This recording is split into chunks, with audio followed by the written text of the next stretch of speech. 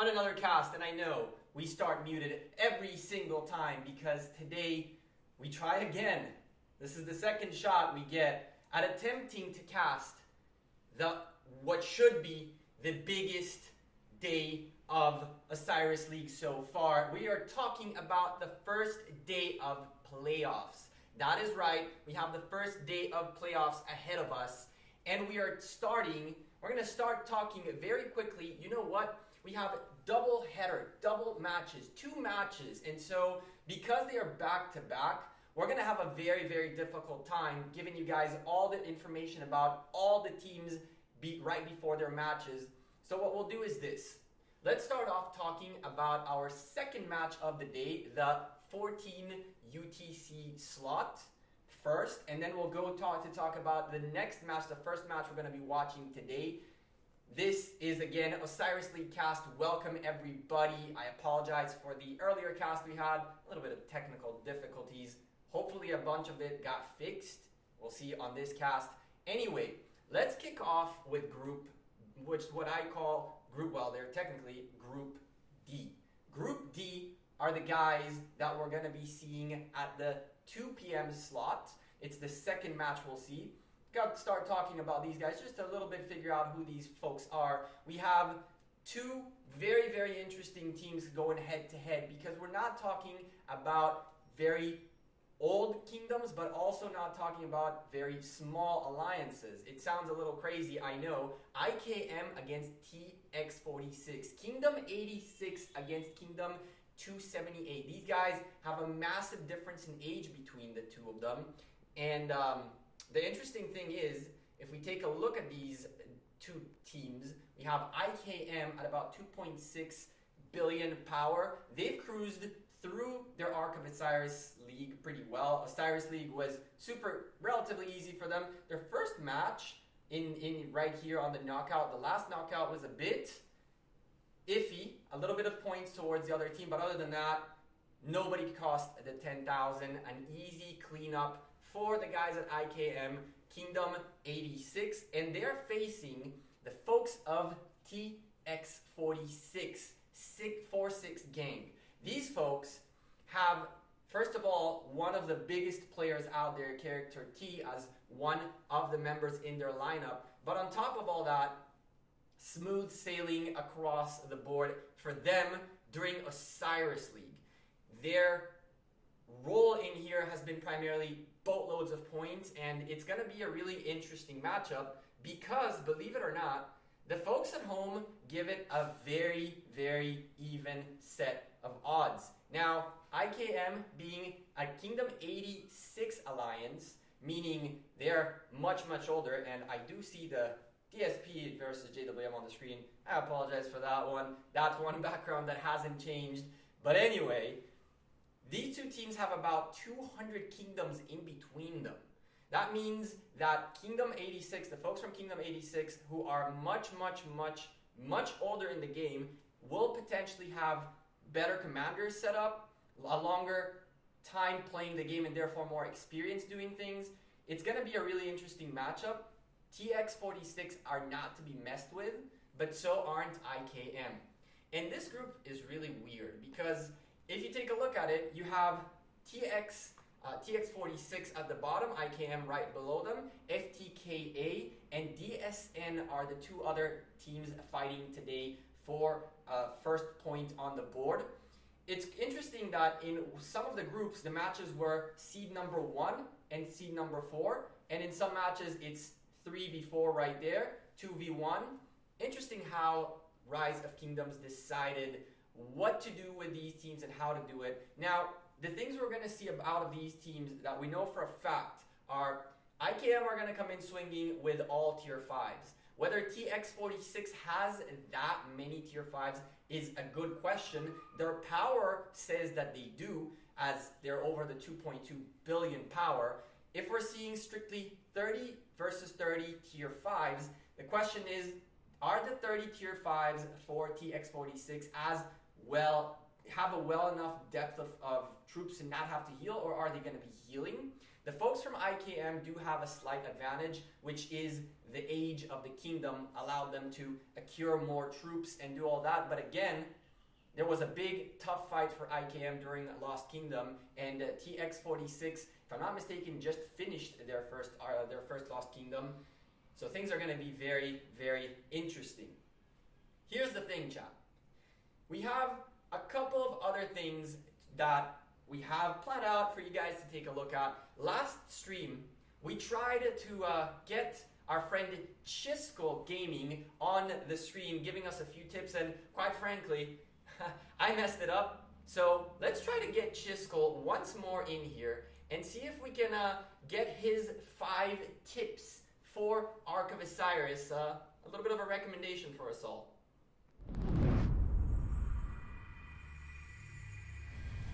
What is going on, Governors? Chisco here, and today we're bringing you 5 quick tips for those of you that are on your way to the playoffs, to this championship, and for those of you at home picking up Ark of Osiris for the very first time.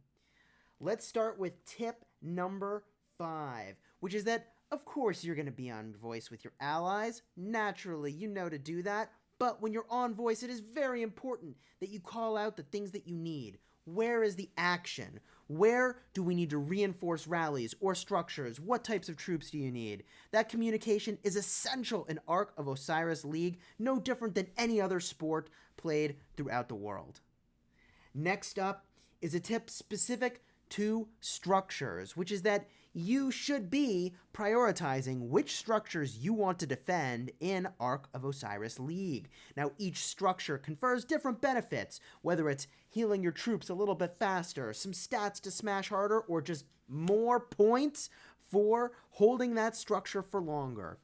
My recommendation is to focus on the altars, and for those of you that are on your way to the championship, the Shrine of Life is probably going to be less important than structures like the Shrine of War, which is giving you stats to smash your enemies. You probably already got lots of troops, but if you need to do lots of healing, then you should be prioritizing that Shrine of Life. What you prioritize will depend on your alliance and your situation, but have a plan going into each fight.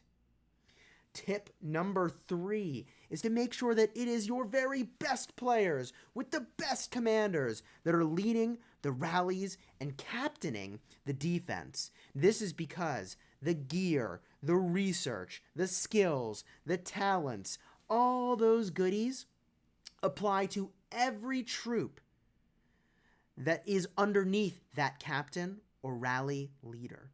You get the benefit of all those things. So even if you don't have max technology, even if you don't have the best gear, the moment your troops are in that structure or in that rally led by that very strong player, it elevates the effectiveness of your troops to match theirs. The next tip I'm going to give is that you really should focus on defense and rallies, but not being in the open field. It's fun to smash people and to battle when you find them perhaps out of position. But the thing is that you're sort of wasting your time fighting in the open field away from an objective, away from the Ark of Osiris, or away from a rally. You need to focus on those things that are going to have maximum impact, and don't get caught up in the fun of fighting in the open field. Save that for the Mighty Governor event. The final tip that I will offer is that it's called Ark of Osiris for a reason. This battle is all about scoring the Ark of Osiris, and I can tell you very rarely is resource gathering the thing that makes the difference between the winner or loser. Sometimes it's all about structures making the difference between the winner and loser of Ark of Osiris. But more often than not, the Ark of Osiris is the big point money maker and is the decider of who wins or loses the battle. So I would prioritize capturing that Ark of Osiris, because every single time it's captured, it is worth more and more points, which means at the end of the game, if it is close, that will be the difference maker. Hopefully you find these tips helpful, and let's pass it back to the studio.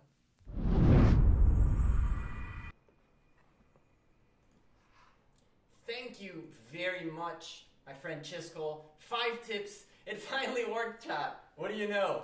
It took us a try or two, but at the end, we got the job done. And this was a little bit of the talk of the second match we're going to have. Unfortunately, because of the way Osiris League got set up in a really, really weird way, we have 2 matches back-to-back, which means we can't do a pregame for the second match as much as we want to. And so, unfortunately, it is what it is. But we have to go ahead and move on to the one matchup, the first matchup we're going to be casting, the 1 p.m. UTC matchup. And that is none other than the folks from Group C. NB2 against 234A.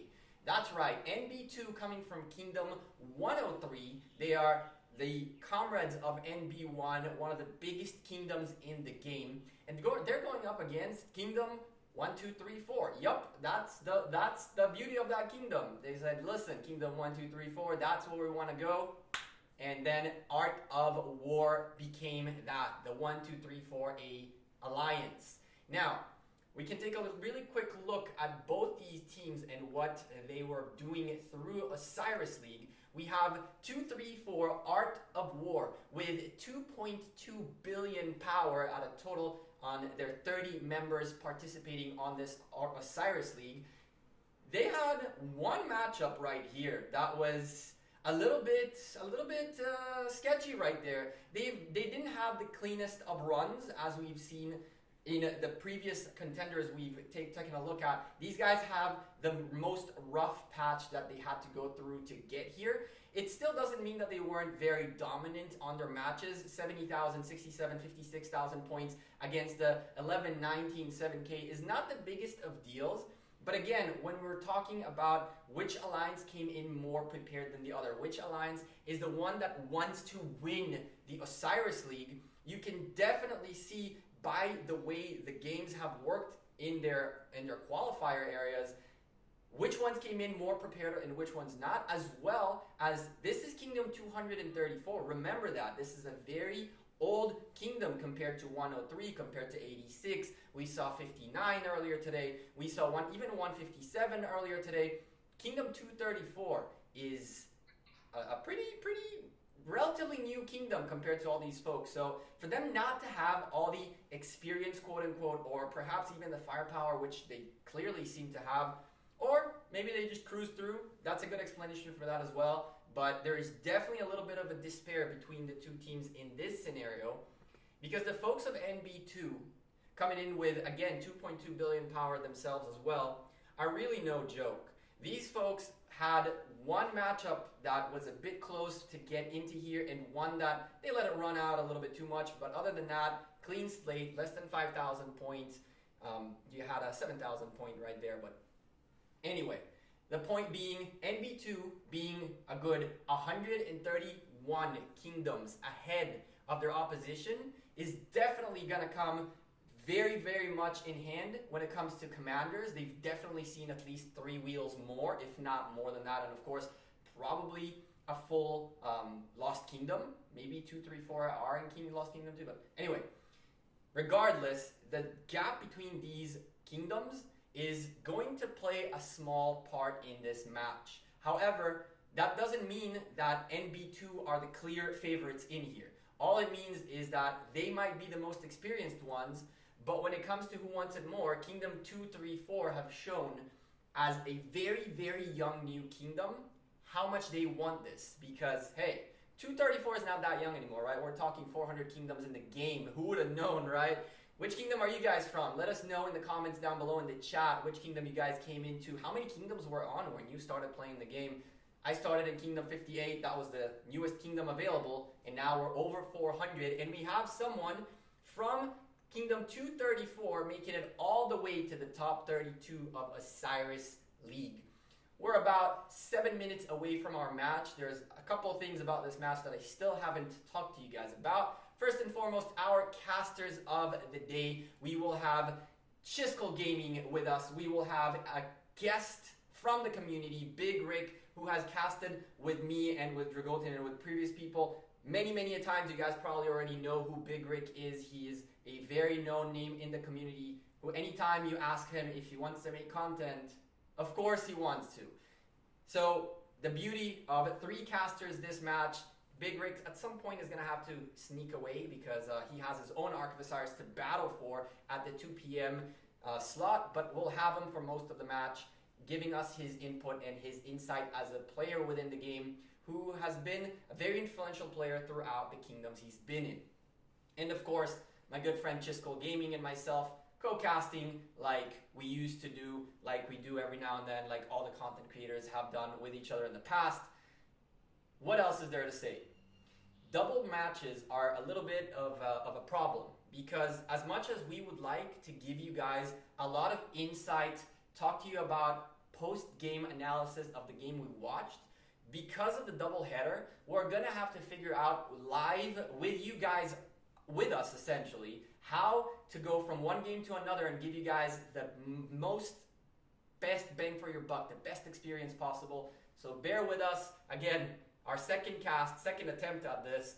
You guys are sitting in my living room, so hey, you know what I mean? Let's get this going. We have about 5 minutes remaining. What are the last couple things that every person watching this cast should know? First and foremost, Ark of Osiris is all about points per minute. You guys want to keep your eyes on the points per minute game of both kingdoms, of both alliances, and see exactly how that shifts.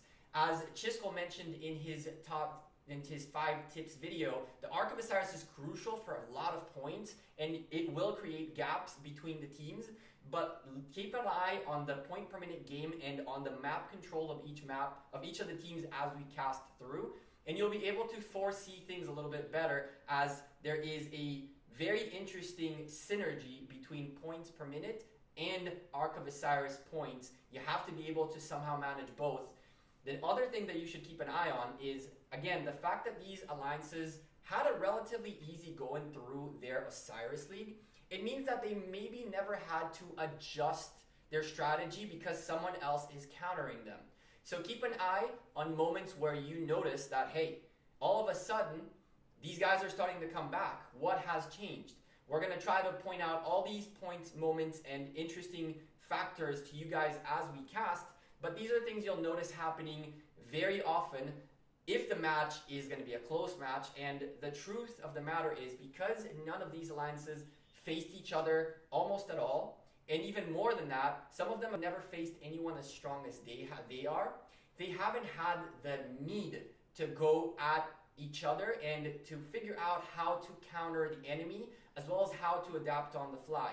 You're going to see some very one-sided matches of people who just were able to adapt against people who weren't. And we're going to see some very crazy matches where I don't think anyone will be able to implement their strategy from A to Z in a good close match. About 3 minutes before our cast starting, what else can be said? What else can be said? Kingdom 234 versus Kingdom 103, NB2 being the second alliance, NB1 being the primary alliance, and secondary, the sister alliance of them is NB2, as Kingdom 234A, the guys from Art of War, are the leaders of their kingdom.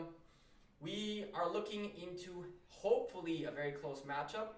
Keep your eyes at the end on the provisions score. Believe it or not, provisions, gathering on the map is very important. Having 5 marches on the open field or in buildings in Ark of Osiris is a very hard thing to manage. Some people have opted to go with 3 to 4 marches on the field with at least 1 or 2, even 3 gathering provisions. Those provision points in the close matchups where 2 teams counter each other, have the points per minute game, split up the arcs between each other, that's where the next decisive factor is. So even though I wouldn't say don't fight on the open field because provisions are better, but I would definitely say that provisions will make a big part of this whole Osiris League. And those of you out there playing Ark of Osiris sleeping on the provisions, it's probably not a good idea. Trust me when I tell you, you're not going to want to lose by 500 points because the other team brought all their provisions back home. A few of the things we've seen happening in the past include teams holding on to full marches with provisions outside their castles, waiting for the last moment to put the points in and get the win at the last second.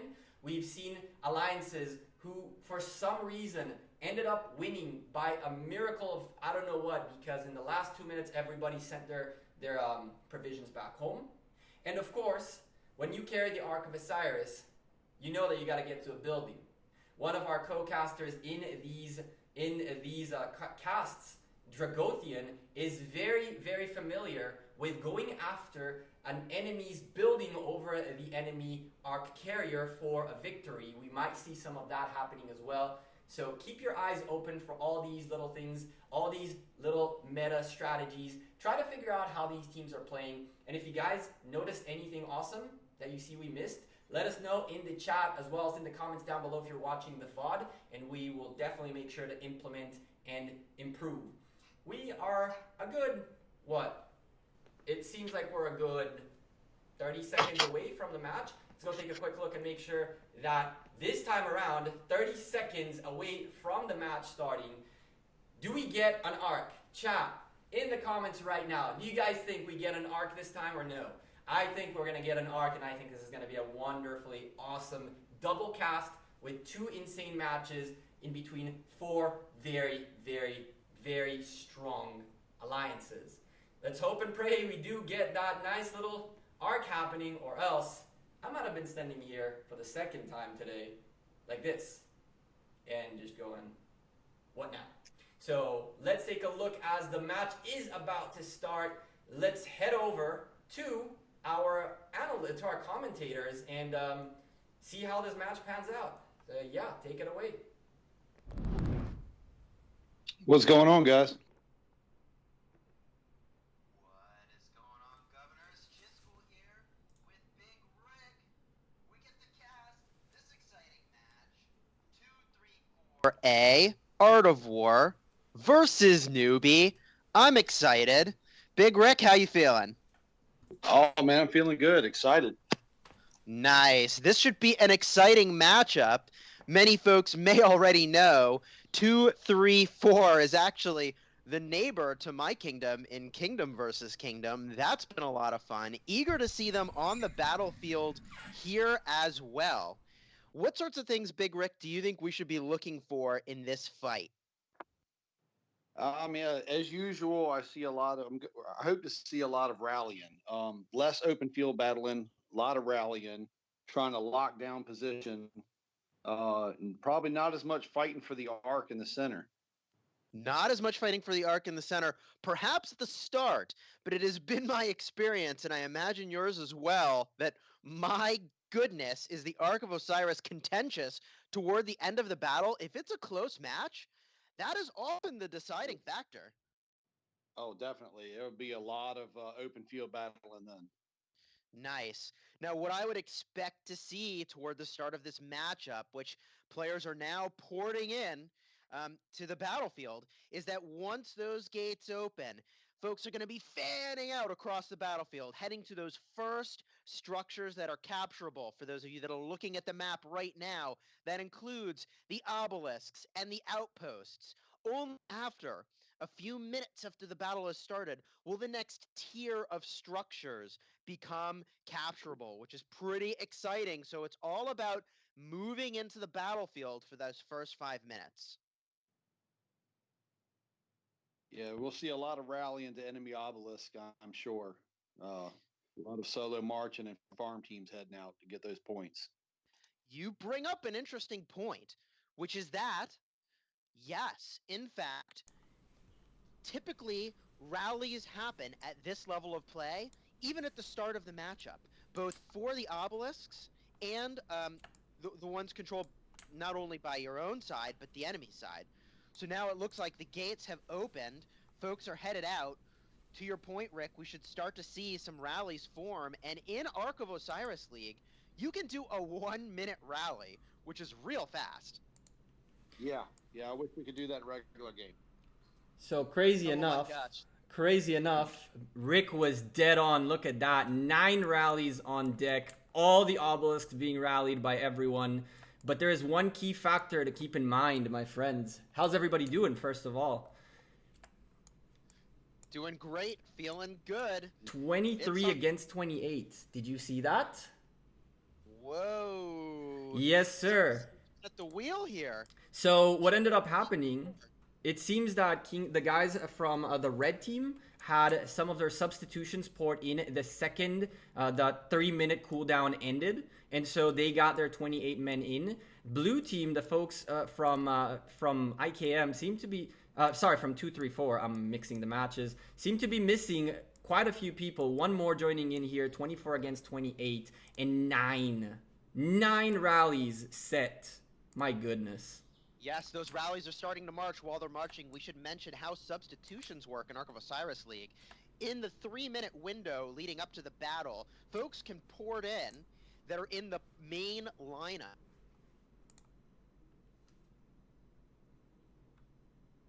Oh, well, seems like we lost. Substitutes for 234A because, my goodness, they must be sleeping at the wheel. The worst part of all of this, though, is not even that. The worst part of all of this is when you have a 24 against a 28 with that many rallies coming out, meaning all the obelisks are about to get contested, having 6 men down means practically a full side worth of defense. So are you going to spread your troops thin to hold on to 2 obelisks? And what do you do at this point? One of the things They're down now. Definitely down. A full 30 marches, right? That's 30 armies worth of troops that are just like not there. Crucial. My gosh, everything's getting rallied. Literally everything that was rallyable. It looks like rallies are going out.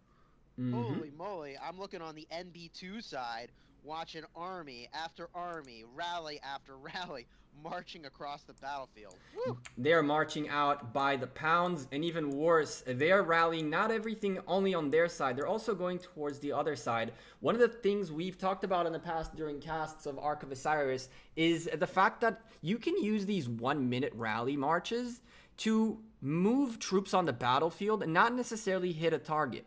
When you send a rally out on the enemy obelisk and you don't really know if you're going to win it or not, at any point canceling the rally on its way to the enemy obelisk doesn't mean you've lost. You've actually gained tons of ground, as all the troops marching from that rally are now positioned forward on the map, and therefore you have a slight advantage. We're going to see if these folks rallied to actually hit or rallied just to get the movement up on the field. So far, I don't see any obelisk being hit, even though all of them got rallied early on. Gecko, some feedback from the chat. Sounds like your volume's a little high and my volume and Rick's volume is a little low. Looks like, by the way, all those capturable structures have been captured at the start. There's now a 3-minute timer ticking for those to convert over to be in the control of the alliance that has gone and tagged them. So just because you step into the structure doesn't mean it's yours yet. You've got to hold it for a solid 3 minutes. Now, if we look downfield, some of these rallies, I think, win at the opposing side's obelisks. Let's see if we can spot those. We have a bottom rally right now from 234 marching fast into the obelisk. Bottom obelisk of the red team is about to get contested. I see a bunch of marches making it in here, and the rally that was supposed to defend this is going to get there, but it's going to get there a little late. Is there anything to hold on to this obelisk for the few seconds that it's going to take? Or is... I don't know. I mean, this is a full cavalry rally with Khan at the helm. I don't think it's... Oh my goodness! Team, nothing could hold it. There was nothing to hold it. The rally to hold this obelisk is marching right now, and it's about to hit, but it's not gonna. It shouldn't hit. It should break because it was. Oh no! What do you know? It did. No, hit. It hits because because it was converted. Because now blue owns it, so the red rally can actually hit it. I cannot believe there were no troops, and it's because they rallied it with a mixed army. That there's cavalry in there, so they didn't get the full benefit of having full infantry in that rally to get the march speed talents from Charles Martel, and that rally is not doing particularly well against Khan, although it does look like it's going to win.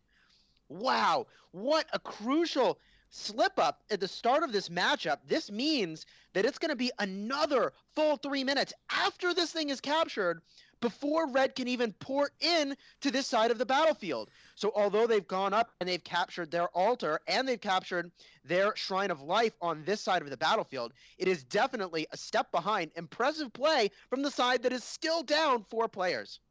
One more thing to ask here is, Big Rick, someone who is the guy making the call whether or not we rally, what do we rally, and what do you do in your alliance? What does an alliance do to regain an obelisk right now? The quickest possible way to regain this obelisk.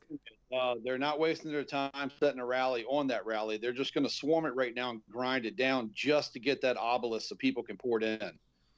Red having the advantage of more people is completely neutral right now because blue took that obelisk and stalled them out. They can't port no one to the south. So the red cannot reinforce any of their desert altars or anything right now. So if blue was smart, they would be rallying the enemy altars, the Shrine of Life, and what's the other one? The desert altar. Yeah, blue should be rallying those because red has no cities down there to counter it. It's a great call from Big Rick. The pressure should be on the southern part of the battlefield. However, NB2 has captured the Shrine of Life using the swarm-style attack that you were just describing.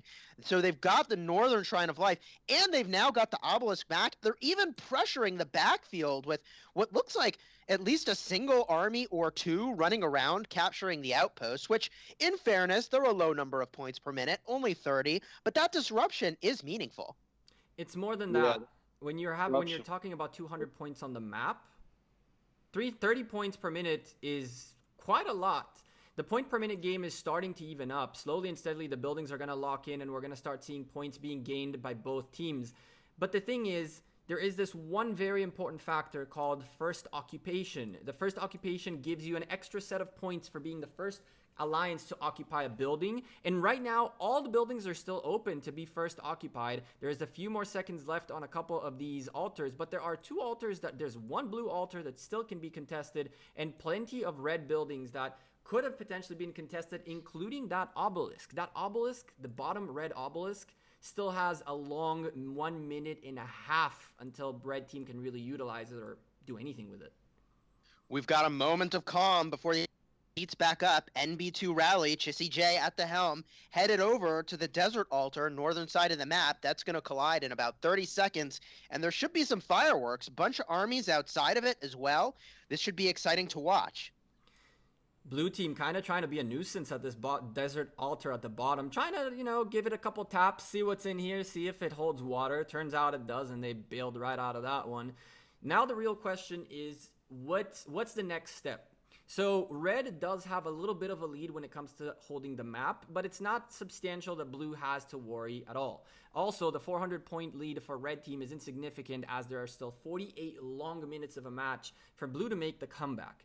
But right now, the most important thing is to start slowing down the points per minute game so they can start focusing more on the Ark of Osiris. Ark of Osiris coming up in 3 minutes-ish, 3 minutes and 12 seconds, and red team... Gecko, let me interject here. There's action in on that desert altar, northern side. Huge open field combat going on. Rally is in with Caesar at the helm and Martel as the primary captain on the defense. Getting a second here to scope the commanders, it looks like it is Barca as the secondary to Caesar, two leadership-conquering commanders, and on defense, it does look like Richard I is paired with Charles Martel. I suspect, based on the captains alone there, that it is the Richard Charles that would win, and that does seem to be how that's playing out. I don't know. Big Rick B, I'm interested in your thoughts here. How do you feel about commanders like Caesar and Barca for leading rallies and using mixed armies within Ark of Osiris? I'm not really for mixed armies. I have not seen mixed armies do well in Ark of Osiris for some reason. So I stay away from the mixed armies. I stick with something solid. I would have gone in with, something like an Alexander, Richard. Definitely not a mixed army, though. But if they keep their troops and stop the open field battling, they can reinforce this rally and probably take down the desert altar. I don't see blue trying to reinforce it any, which is kind of the advantage. They're just determined to open field battle. It's gonna go down. There's no reinforcements. You bring up some really interesting points here. One of those is that the advantage of using a mixed army is that you can reinforce with any troop type, and you don't have to worry about messing up the synergy of that army, of that rally, by bringing the wrong into the rally. The disadvantage is that it's generally a little bit less powerful overall, and because Ark of Osiris League, you can have such a high level of coordination, well, gosh, you can get that full rally of the type that you want. It looks like our footage is now showing us another rally. Oh, no, this is the same one, or is this? Yes, this is the same one. Your other really interesting point there is that instead of fighting in the open field, each of these players should ensure that they have one full army within this desert altar. And one sweet trick you can use is that if the altar or structure is getting low, you can swap your one army out of that structure and bring your full army in. That way, you are refreshing the troops that are in there because you are restricted to one army only within each of these structures. So one thing to keep in mind is a change in the meta and in the way this game is being played for a little while, right? So let's go back a little bit to the regular world of Rise of Kingdoms. Lost Kingdom Season 1 and 2 have been going on right now, and one of the things we've seen in Lost Kingdom Season 2 is a lot of swarming. The art of swarming has come back, and it's come back in a big fashion. And the matter of the fact is, while I agree with your analysis that you could get better synchronization and get stronger marches on the open field and in rallies in order to get buildings, the bottom line is this desert altar is now red. And the reason it was red is even though they were less synchronized, they had the swarm. The open field was theirs. They could have reinforced at any time, and they could have swarmed the building at any time, and that's what they did. And they, just like a lot of other situations in this game, have just brute forced their way through. Now, blue team tried to do the same thing on the bottom desert altar, by the way, which we flashed into for a moment. However, the blue team didn't have as big of a presence down here as red team had on the top. And by the time blue team managed to get the presence they needed, so did red team. And remind you, it's much easier to get out of a building and reinforce it with a different army than doing it with in a rally. You really can't do that. And so when the presence was on the field in the favor of red team, it seems to not matter what commanders are being used anymore.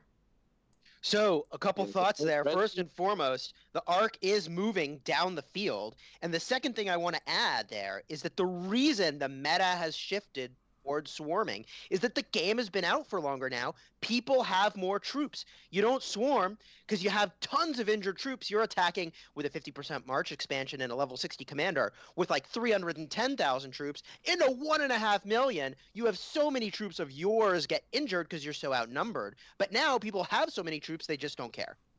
Yeah, at the same time, care or not care, the bottom line is if the game is going to change its meta, its mentality, its way of playing, we got to figure out how it affects the whole ecosystem. And we can clearly see it's affecting Ark of Osiris to the point where we really used to not recommend at all doing all these swarms. And this was something you talked about as well in your 5 tips. Get away from the swarm open field combat. That was the mentality until now. But quite frankly, the more Ark of Osiris we watch lately, including Osiris League matches, man, everybody is swarming and it's working. It's straight up working.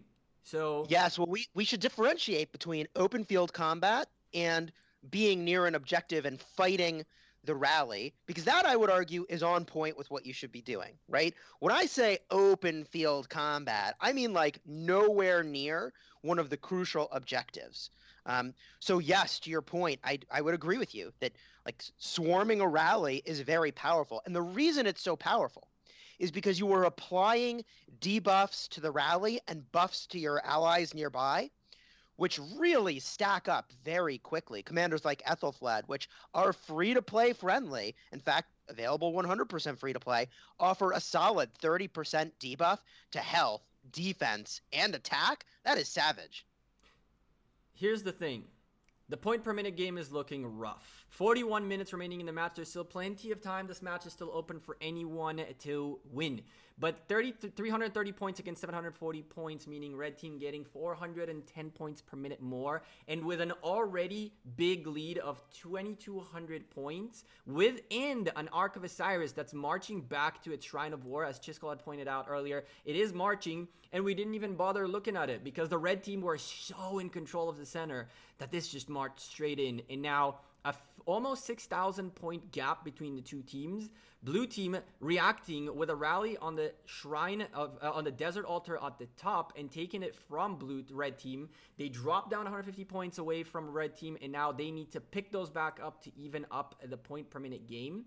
And now the big problem is the red team has a cushion. They have a 5,300 point cushion to now work with, and blue team have to figure out how to close this very, very quickly. An Ark of Osiris could work, but allowing the other team to gain points every minute causes a situation where at the end of the day, your Ark of Osiris is only as valuable as a few minutes, which isn't enough to get yourself back in the driver's seat. So let's see what blue team can come up with. Well, I have to say here that, there weren't, when we looked in the center, more than 20 marches in the center of the battlefield, were there? Because I ask because we're still down 4 players for 234A Art of War. If those 4 players were here and all 20 of those marches were T5s in the middle of the battlefield, this would have been a contentious fight over the Ark, and this would still be a very, very tough fight. But instead, we see NewBee pulling away, taking full advantage of their presence on the battlefield and overwhelming numbers. If you head up north to the Shrine of Life, we see 234A heading with a rally, Yi Song-Ye at the helm, to try to take back that Shrine of Life. Big Rick, what are your thoughts on Archer combinations for rallies? And how do you think, as we're watching this battle unfold up north, some of these new commanders, Tamaris, also Edward, how do you think they will start to influence Ark of Osiris League? I'm really interested to see what this Edward's going to do. I'm in the process now of building mine, so I haven't really broken him out yet and tested him and anything. Hang tight, Gecko. If you could mute for a moment, we can hear your typing there. Oh, I'm muted. I'm muted. Cool. All right. What's that? Take it away, Big Rick. Yeah, I was saying if the new Edward is anything like the YSG, he's going to be devastating on the field. Like we see in this rally right now with YSG at the Shrine of Life on the red side, it's completely shredding the Martel. I don't know what's in it, but it's definitely taking it down with very, very ease. It just took it. So I see a lot of YSGs doing a lot of effect with rallies. So I'm surprised we're not seeing a lot more of them. Because I don't see any cab defending anything, so I would expect a lot more YSG rallies than what we're seeing now. But that's definitely not me typing. Yeah, I do not know how you guys hear me typing. That's the real question, because I muted the mic, but whatever. Yes, which microphone did you mute? Okay, not so the right one. Well, Gecko, we appreciate your creating this studio setup in order to do Ark of Osiris League. This is freaking fun. You head up north to the obelisk. It is now getting rallied, although that rally is on its way to Shrinktown because it is getting swarmed using that tactic we were just describing. The thing that is really tough about rallying an objective so far downfield is that, gosh darn it, you can't get many reinforcements at rally unless you really control the battlefield. If you look down south, the Shrine of Life is getting possibly swarmed in just a moment by NewBee. This is going to look really fun and be really cool to watch. There's at least a dozen or so marches here from NewBee now pouring in to swarm this Shrine of Life. Oh, yeah. The real question is, what on earth does blue team do now? They're not really showing any attempt at doing anything meaningful to win the match. What I mean by that is we're seeing 3 rallies coming out on their side, and a couple of the rallies for a couple of times now had to wait for marches to make it into the rally. One thing that has to be said is a well-coordinated alliance and a well-coordinated fight. There is even a 1-minute rally gets instantly filled and there is no waiting. Blue team right now need to figure out how to either get themselves on the map, get buildings, or lock up that center to try to close this almost 7,000 point lead the red team has. The problem for blue is that the next arc is only worth about 3,500 points. So even if they do take the arc, red team, who are completely dominating the point per minute game, won't even feel it won't even itch them. It won't even change anything to them. Action in, head on up to the Shrine of War. And Gecko, you bring up a really interesting point, which is that the strategy is going to have to shift really soon for NewBee. No, sorry, not for NewBee, for 234A, which is that are now on the back foot. They're behind on points. If another arc is scored by NewBee, they are going to fall so far behind, it's going to be hard to come back. In the early game of Ark of Osiris League, it's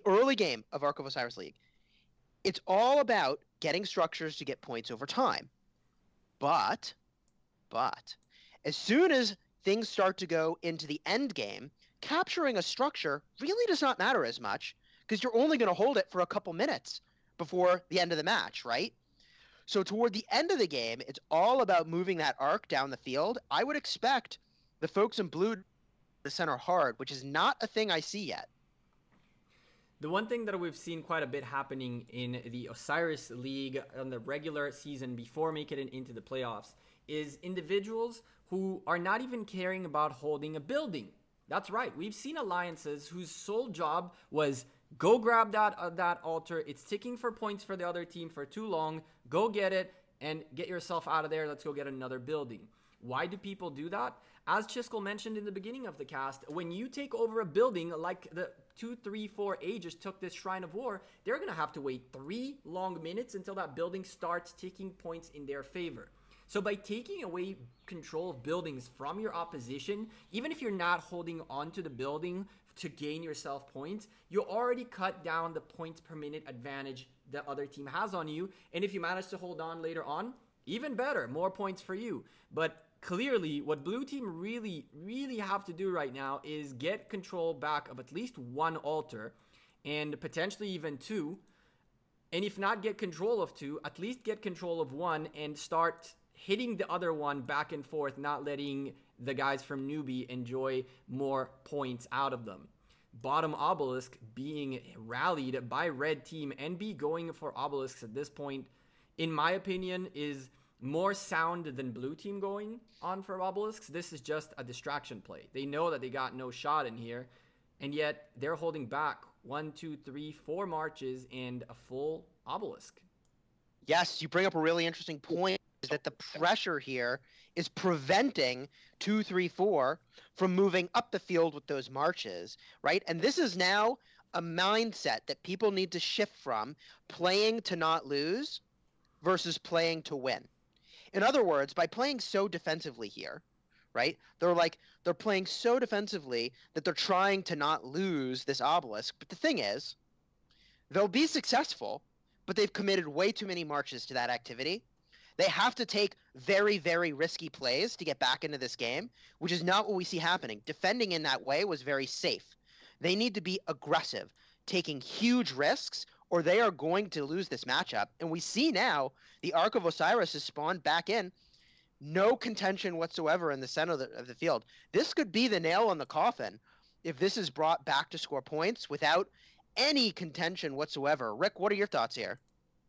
Yeah, I don't see the blue even trying to go to the center at this point. If red team was smart, they would grab that arc and just walk it to their side of the map and just stand there and hold it, and not do anything with it. That would be able to pull everyone, all these extra marches out of the center of the map and let them focus on pushing blue back.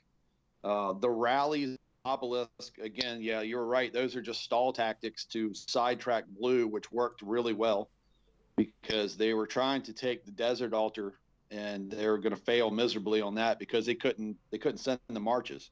They were concentrating on keeping their obelisk. So yeah. It's definitely doing good. I mean, I see several other rallies going, but I just don't see blue pulling much out of this.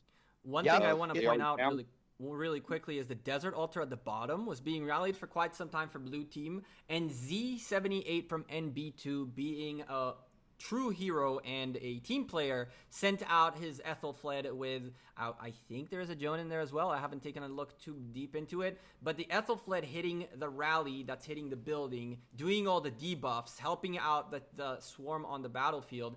That Ethelfled just went crying back home, but it single-handedly helped NB2 hold on to this desert altar. Yes, Ethelfled can be the difference maker, and it's free to play, right? That's the thing I love about Ethelfled Joan of Arc as a combo. They both generate huge amounts of rage and then do debuffs and buffs, which are a difference maker. So even free to play, you can have a huge outsized impact by doing the right things on the battlefield with the right commanders. I have to think, again, sticking to this topic of playing to win, that blue 234A Art of War, they need to take risky actions, risky plays in order to get back into this matchup. And as I see this arc moving back toward, not even is it going to a structure? It is. It's going to the outpost. As it marches toward the outpost, I see the nail getting hammered into the coffin here. This, I think, is going to be very hard to come back from. So to interject with that, as you can see on the map, as you've been telling us about the Ark of Osiris and a little bit of the analysis of what we see on the map right now, 3 altars were blinking. 3 red altars were blinking and blinking fast. One of them went blue. That's a first good step.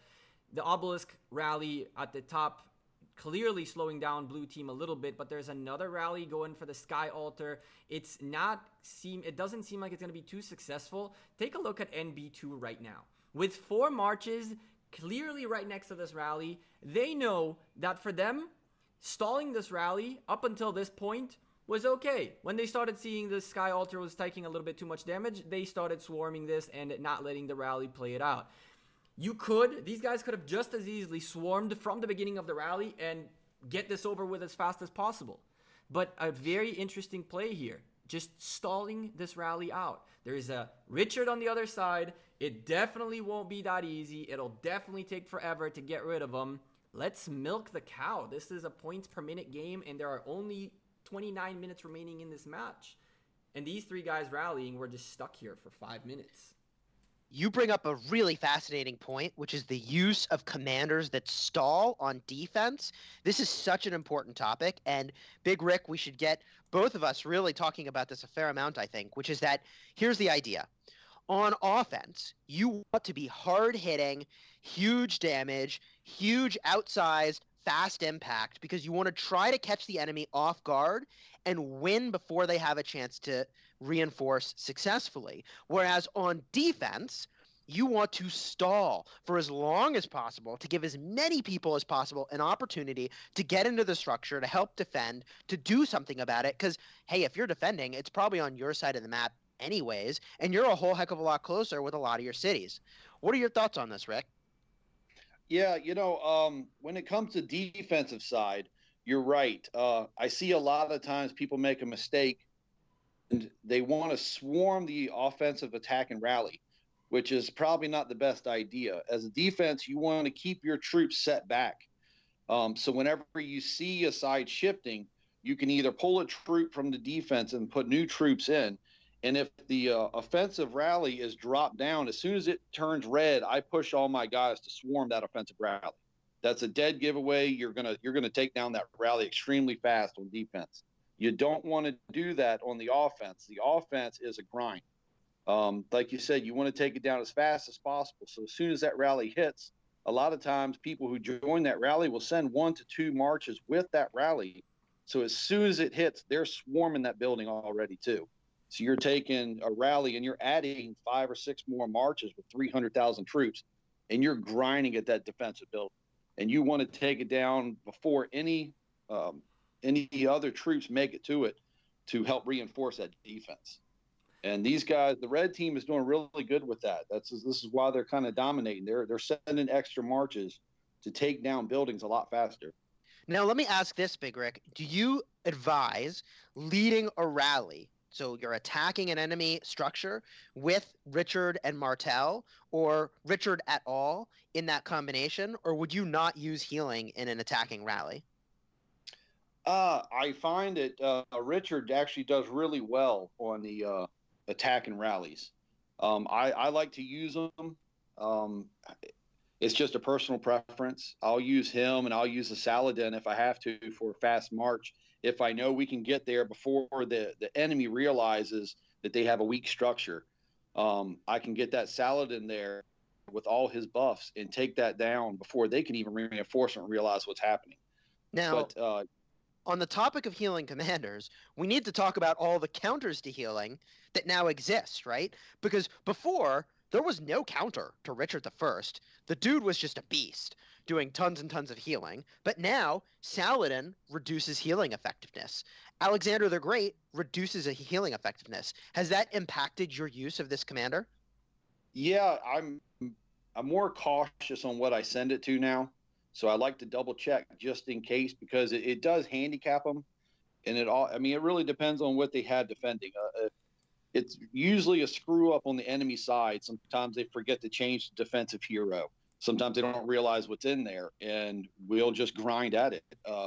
But yeah, it's definitely a game changer now that Richard isn't this big hitting commander anymore. So we've been having to focus on sending different heroes for different things now. So it definitely opens it up.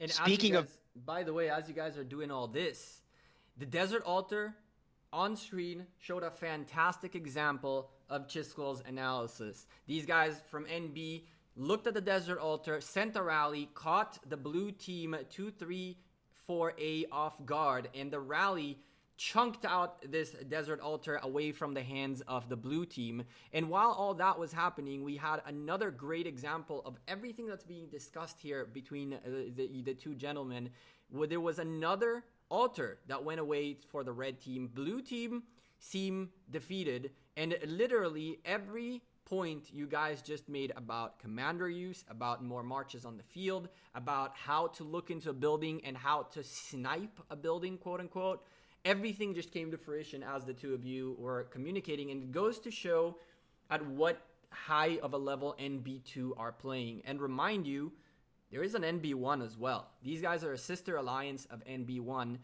and these folks sent 3 alliances from their kingdom out to the Osiris League playoffs. So these guys are no joke, and you can clearly see why that is. Yep. So now, to win from this position, what does 2-3-4 have to do? As I mentioned, the play to win mindset rather than play to not lose. They've got to take huge risks. There's only 2, 4, 6, 8, 10 marches in the center right now. They've got to get to the Temple of Osiris, and they've got 2 minutes to do it, but they have got to get there with like 15 or 20 marches, right? In fact, no. They've got to do it with like 10 marches and hope they win. They've just got to take risky plays that are unlikely to be successful and hope that they all work out. And so they are. The whole map that's red is going nuts, blinking out of its mind. Blue team almost snatched an obelisk away from the red team at the bottom. That was so close, and that was that one play you were talking about. Everything red is blinking. But Chisco, my friend, here's the deal. 23 minutes remaining on the map means that if you right now give everything to blue team, there will be 20 minutes worth of points per minute on the field for them. And therefore, with 1,180 points total on the map, we're talking about a good, probably what that'll be, 23,000 points still remaining on the open field ready to be taken. But that is if you take the whole map. Is there enough time for the blue team to close a 520 points per minute lead for red and then take the advantage? The most likely answer to that is probably not, unless they take an Ark of Osiris very, very, very fast, and while doing that, they start knocking red buildings out. This obelisk is doing everything it needs to do. 1, 2, 3, 4, 5, 6, 7, 8, 9, 10 marches around this rally, and blue team now have a little bit of a breathing room to start taking buildings. Yes, there's action in on the northern desert altar just above the Ark of Osiris. We see Richard, by the way, at the helm of that particular rally up north. And what is interesting here is we are literally watching unfold everything that we were just talking about. We see the problem with using a healing commander as the rally leader is that Chissy J is rocking the counter. Saladin is hitting the rally with both. Wow. Chissy is hitting the rally with both Saladin and Alexander the Great. I mean, if that rally is not taking 100% debuff time there on healing, whew, that is savage. And the rally, it's doing pretty well, all things considered. I don't know how many troops are in that altar. Big Rick, what do you think about how this is unfolding here? Yeah, this is, I'm kind of taken back by the defense on this altar. No one's switching it. Uh, I don't know, man. Blue's right on it. I think Blue's going to take it. No one's actually reinforcing this desert altar for some odd reason. It's been a while since I've seen a Minamoto primary on the defense for a desert altar, and it has switched. I don't think they realized who was defense. They were too worried about going in and solo hitting that rally. I mean, I saw there's 5 marches around that could have pulled troops and put fresh troops in, but they chose to open field battle. Yeah, the defense had Minamoto come, but the attackers, and we should talk about this, had Richard I and Charles Martel. Now, the advantage of using that very, very tanky rally combination is that they have a lot of anti-swarm technology, right? Huge amounts of counterattack, huge amounts of damage reduction. So that rally was getting swarmed, and they kind of didn't care. It was not only getting swarmed and didn't even care. It wasn't even only that. It was the fact that there were so many blue marches coming from the back that even if the only play red really had to do is to get into the building, but because they were so hyper-focused on the current problem, they couldn't foresee the marches that were just outside their field of vision, and as soon as the swarm on that rally came, all of a sudden, 4 blue marches showed up out of nowhere, and how do you split your attention now? And while we're looking at this desert altar, we're seeing another rally marching its way through and through.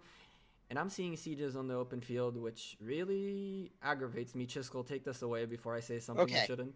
I got a lot of thoughts. The southern desert altar was just swarmed by 10 armies at the same time with a rally. It was crazy. Moving over to more blinking structures, Shrine of Life up north has some action. Tanky commanders, it looks like, on the defense there. And a rally hitting as well. Chissy J really seems to be leveraging that Barca with Caesar primary combo for these rallies, which is interesting. The reason Gecko is throwing a little bit of shade about siege units is that, look, siege units are countered by everything. And siege units only counter watchtowers, which is a city defense structure, and there are no watchtowers in Ark of Osiris. So the only reason you'd be running around with siege units, which, by the way, hugely decrease your march speed on the battlefield, is that you're out of troops, right?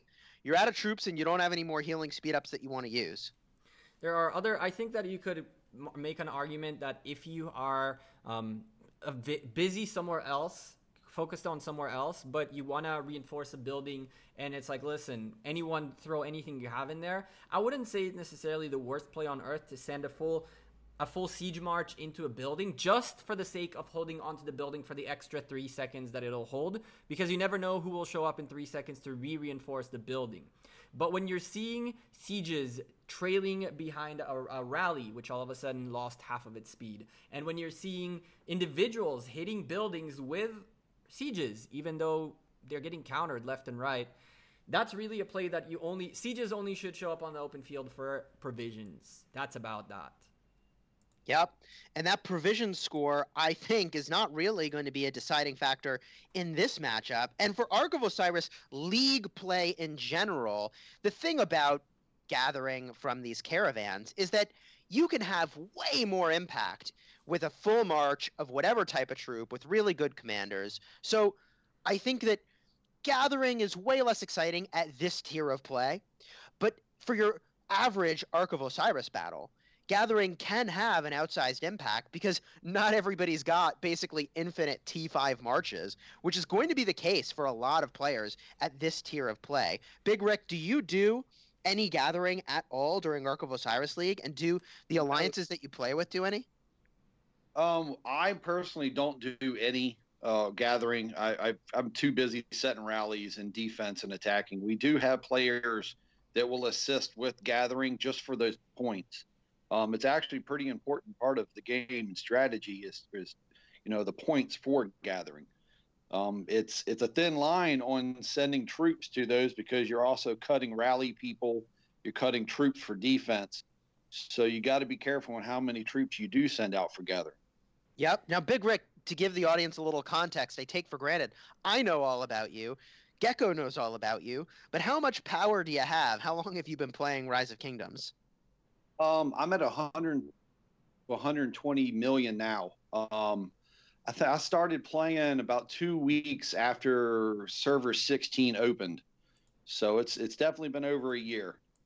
Nice. But yeah, I've dropped down to I've got 105 and 110 million about 4 times now, and Mhm. just had to work my way back up just due to war, the usual KVK stuff. Yes, the usual kingdom versus kingdom insanity. And my goodness, is kingdom versus kingdom quite insane. Tons of videos on my channel, Gecko's channel, covering the ins and outs of how that's all worked out. I see a rally looking like it's going to be very successful, although maybe not, at the desert altar just south of the Ark of Osiris. This got really interesting. Tons of reinforcements making it to the folks for NewBee 2. And they're doing exactly what we were just talking about. Very tanky defensive commanders in the structure doing healing, debuffing the attack of the rally to buy themselves time, allowing more and more troops to arrive as reinforcements. And now this rally, which is using Khan as the primary, is about to get swarmed, and the defense is going to be successful, all because of that stall tactic. Not only the stalled tactic helped them defend and hold on to a building, quite frankly, fighting on the open field right there, right next to the desert altar to stop the rally, in my opinion, is not the play to make. Why? Red team right now are in control. For them, the longer this rally lasts, the better. Why? There are a lot of people invested in the success of this rally. The longer it lasts, the more likely there are, 4 to 5 marches in this rally that are completely blocked in, hitting a building that they will never get into. So to an extent, you can see that red team really realized, listen, we're not going to hit the rally. We're going to hit the swarms around the rally and let the rally keep doing what the rally does, because the bottom line is that that rally leader right there is locked into this desert altar until either he gives up or he loses. And the question is, will he give up? It doesn't look like it. It's one of those things when you were so close, you try to push a little bit more and do a little bit more, but almost there, but no. This rally should have canceled probably 2-3 minutes ago when they realized, okay, all these solo marches are coming towards here. Right now, all that red team is doing is hitting the solo marches around and letting this rally keep soaking in. Yeah, there's a couple of reasons that might be the case. First of all, if you don't know how to cancel a rally, you'll see in the bottom right there's that flag indicator. If you were in the game, you'd hit the flag indicator, and then you'd be able to cancel your rally from there. The other thing that we need to call attention to here, though, is that, man, when a rally is getting pressured like that, and you're going to lose, you could either break the rally and delay sort of the inevitable, and your marches all slowly make their way back home. Or, I believe when your march is destroyed, it marches twice as fast back to your city, so you can send it back into the field again. So at some point, you kind of want your march to be completely defeated, so you get a speedy retreat back to town, and then you can use the march again. And that's only if that happens. The speedy retreat saves you more time than you sat in front of the building hitting it, right? If it saves you a minute worth of march, but you've been hitting this 3 minutes more than you should have, you didn't save anything really. What it should have, though, that's a really good question. It really depends on the situation. You can see blue right now taking this desert altar area back in their favor, in the sense that we're seeing much more blue presence here now. But all that red team cared for was stall. There are 12 minutes remaining. We are leading the points per minute game, 21,000 points in favor of the red team. And at this point, blue team finally stabilized the map. It's about to be an even map. They might have even almost snatched a bottom obelisk, but it seems like this is going to be defended successfully. Shrine of Life also being contested by blue team. The bottom one looking a little more interesting, and again, stalling tactics. That Richard sitting strong and just letting zero the rally leader, Chunk Adam, and just sit there quietly. The longer this rally lasts, the better. Yes, well, on the topic of playing to win, the Ark of Osiris, winner or loser, is determined by 1 point only. Right? You only need to have 1 point more than the enemy, and you win. Doesn't matter how close it was. So if you're red right now, all you care about is not how much you win by, but the fact that you get the win. So one strategy would be to sort of turtle up at this point, to take a very defensive posture and say, hey, we got double your points. You can't touch this if we go defensive and just hold what we've got. We just win based on the points on the map. And that's actually a very reasonable play, right? To identify the optimal path to just winning. Not by a lot, but by enough, and to take that more defensive route. Yeah, at this point, the points are so far apart. I agree. I mean, red could just kick back right now and just coast, and all these guys are probably just having fun and just tacking points on to make sure everyone gets their 10,000.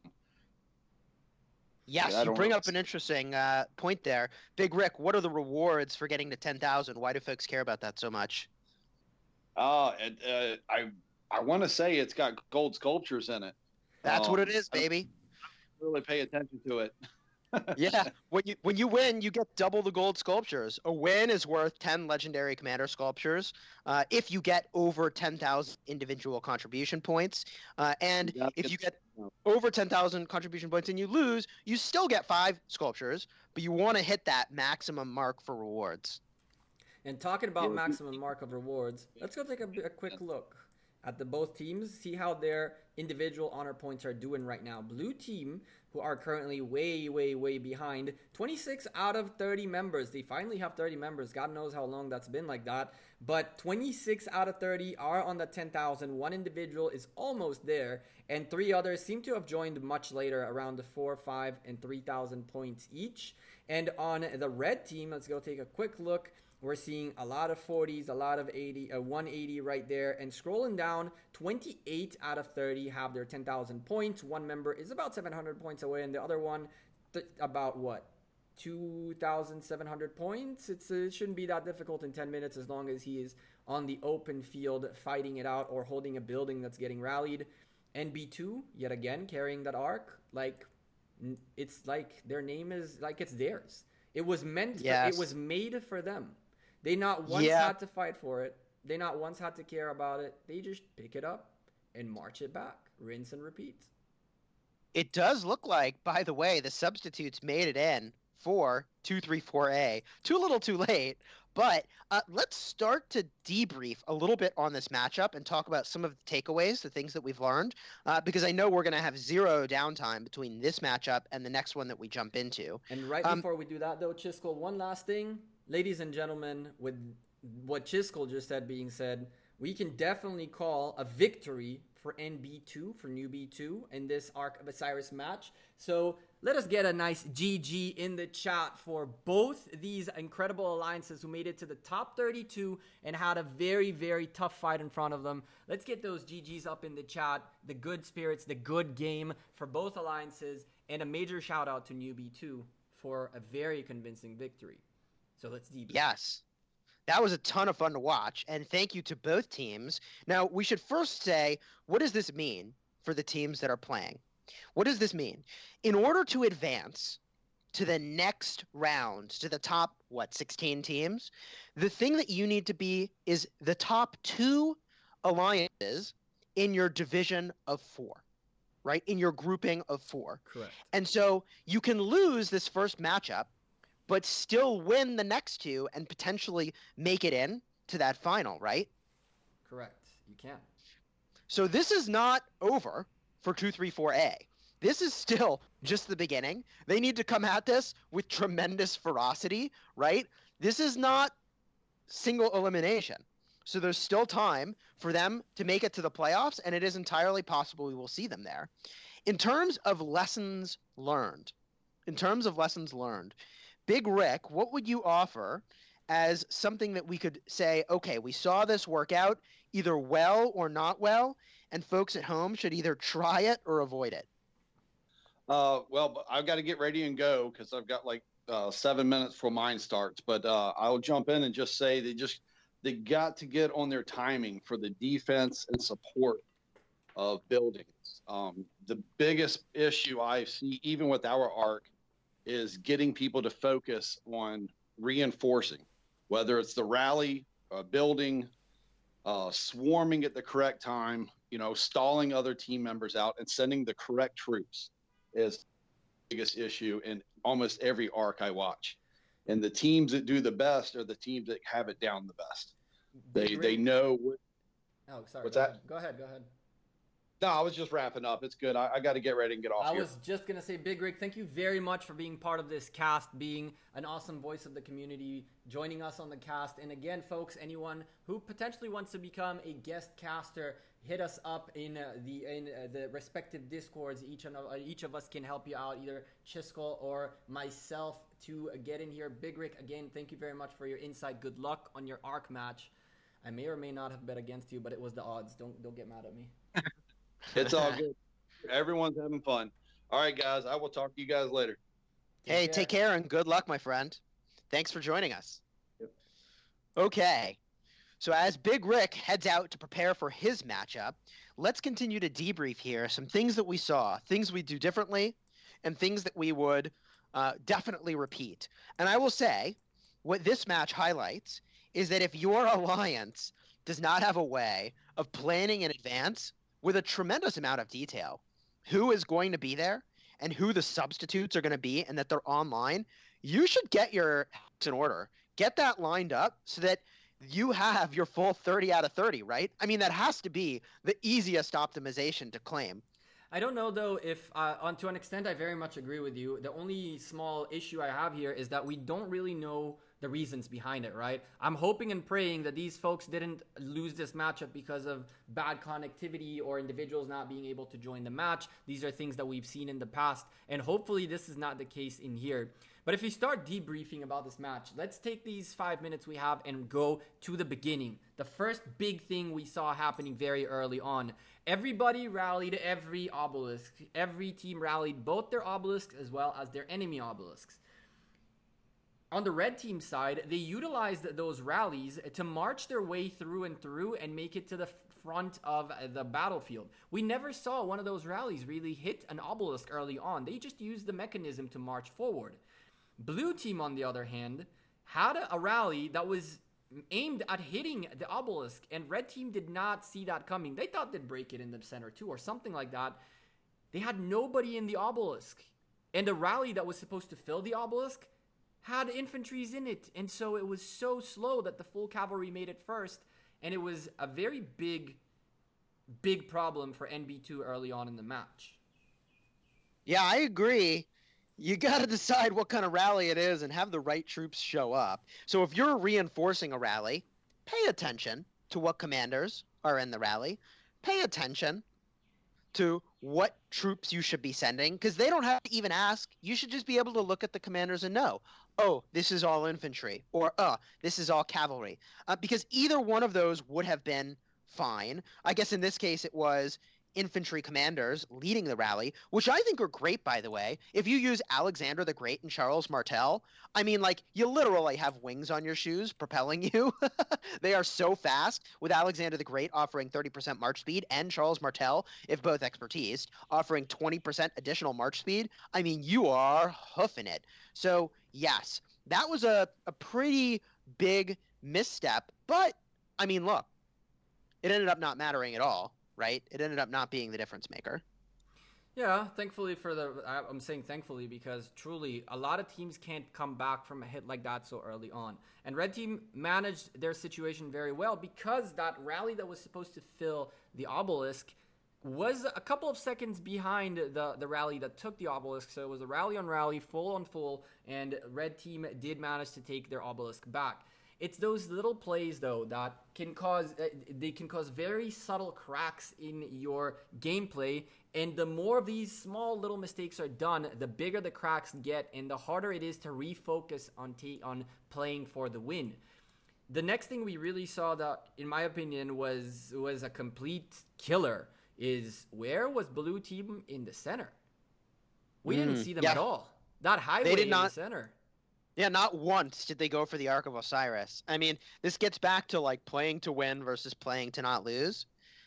If you're playing to win, even if you have a small number of marches and you have to beat overwhelming odds, you'd rather have that chance of beating the overwhelming odds and getting the Ark than having no chance whatsoever. If you're not running the Ark, you will lose. Unless you hold every structure, I guess every altar, right, for the rest of the game.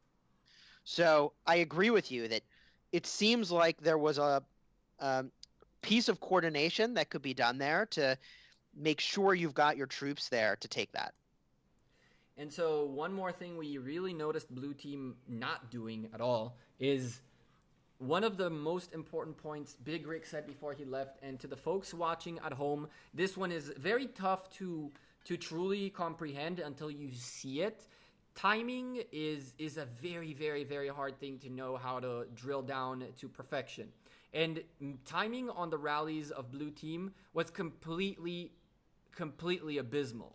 They were not aiming at the right buildings at the right time. It seemed like they were just shooting rallies everywhere rather than having a specific set of buildings and a specific set of situations where they had those rallies do something.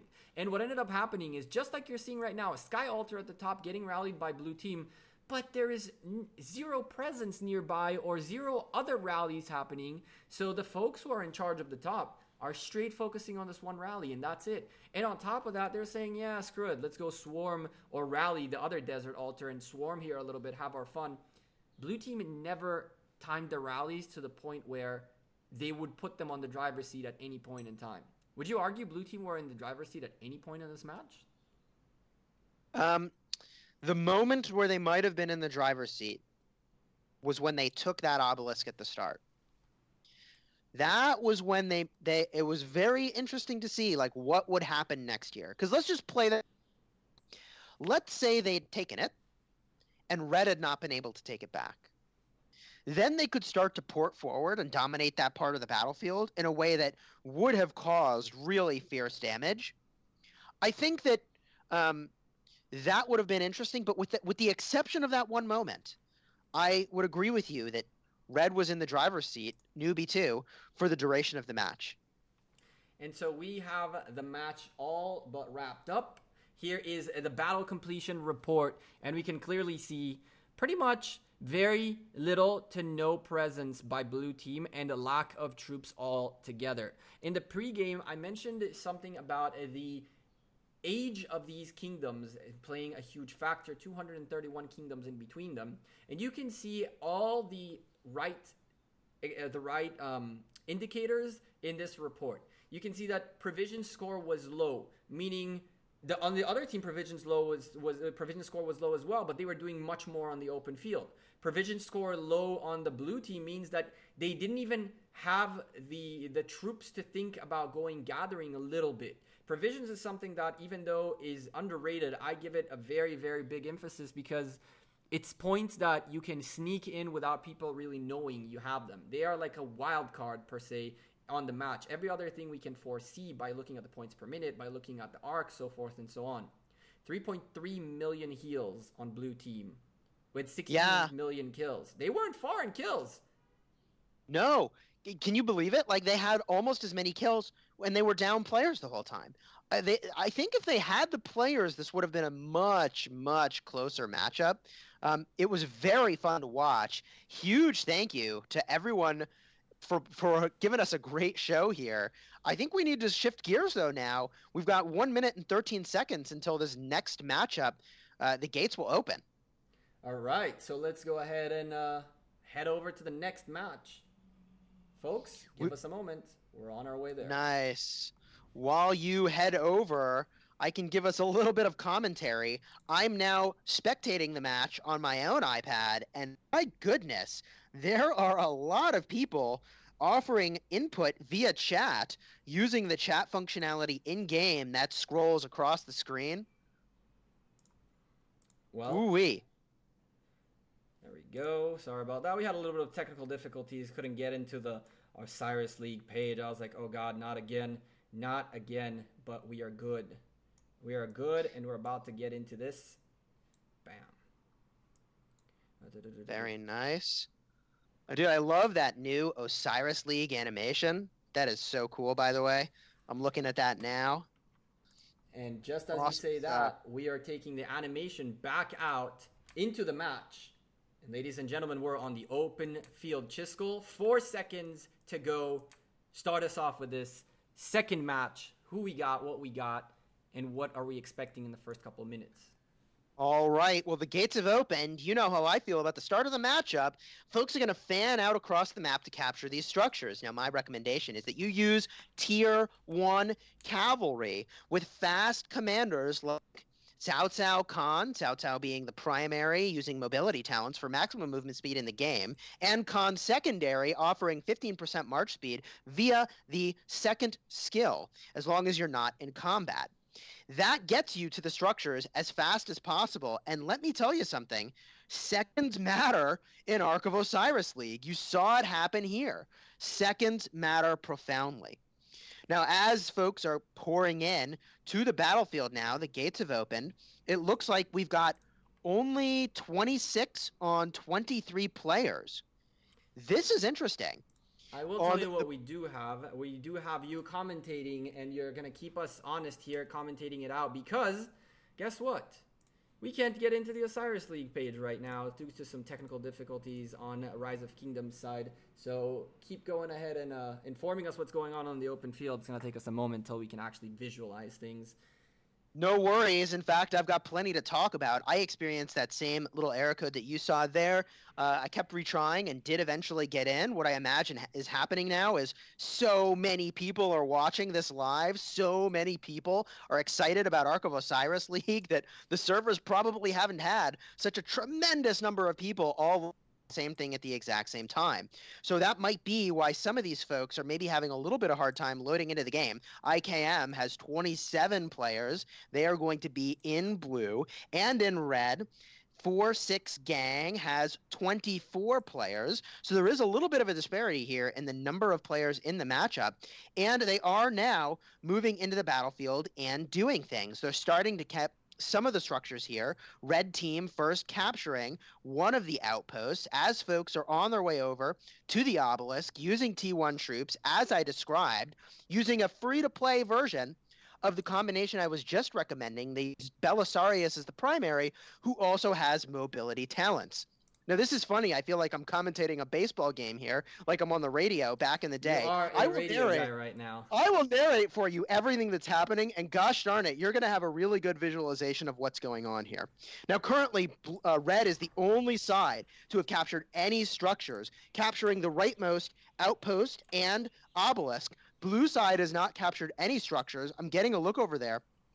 They are now starting to fan out across the field. They're a little bit slower because they're not using the T1 march strategy. They are using the right commanders, as I was describing, but using 5 troops instead of lower tiers, and they might be T4, but it doesn't matter. They're so much slower than those tier 1.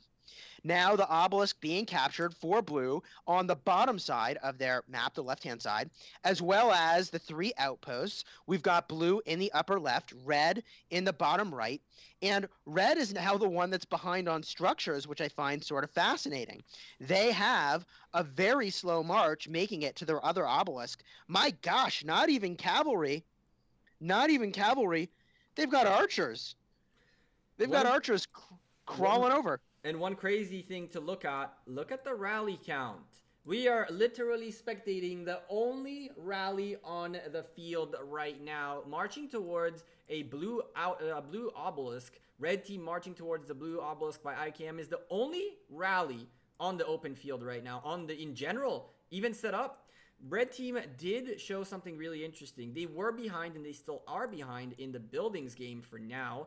One of their obelisks doesn't even have anyone near it, quite frankly. But these folks moved a stupendous amount of troops up onto the field to the point where I just saw a few moments ago a huge amount of marches making it forward towards where would be the desert altars in the red side, blue side's team, as well as towards the obelisk itself. Is this a red rally swarm on an obelisk? What is going on right now? I'm trying to figure out where the heck red team is, even though they're only 3 members behind. But what is red team doing right now? Well, so I'm looking in the chat of our live stream, which, man, 711 people watching live.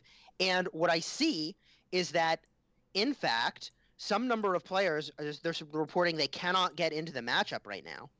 So that might be what's going on. Now, the red rally that we saw earlier, it looks like the rally broke. I would have kept it probably because, I mean, I don't know. It seemed like it might have been a successful rally because folks are a little bit slow here. But I like what they've done. What they've done is they canceled the rally, a very strategic play, and they're now collapsing in on these armies that are in the open field, taking them on 4-on-1. Ouch. Those infantry did not stand a chance. Doesn't matter that it's cavalry that are getting countered. 4 armies on 1 is going to do the trick. And it looks like now the middle row of structures have opened up. Those are starting to get captured. And this is looking like it's starting to even out a bit in terms of structures getting captured. In fact, it's now totally even. Each side down 1 altar from what they need to go and get before they've claimed their side's fair share of the structures. So the way the structures work is as you capture a structure, you have 3 minutes worth of cooldown. You gotta wait for it to be officially part of your alliance's set of structures. And when that happens, you start gaining points per minute, which is the point of this game mode. Now, if you take a look, when you take a building for the first time, you have first occupation points, and from there, continuous occupation with points per minute. The most important buildings to keep your eye on the map are the altars in the center, each offering 150 points per minute, 600 points total, which is more than half of the total points on the map, which is 1,180 points. Every team is looking to hold on to as many altars as possible. And if you can get first occupation on 3 or 4 altars, you're picking up a pretty decent lead very early on, pretty much for free. And that is right now what blue team is doing with 3 altars in their hands.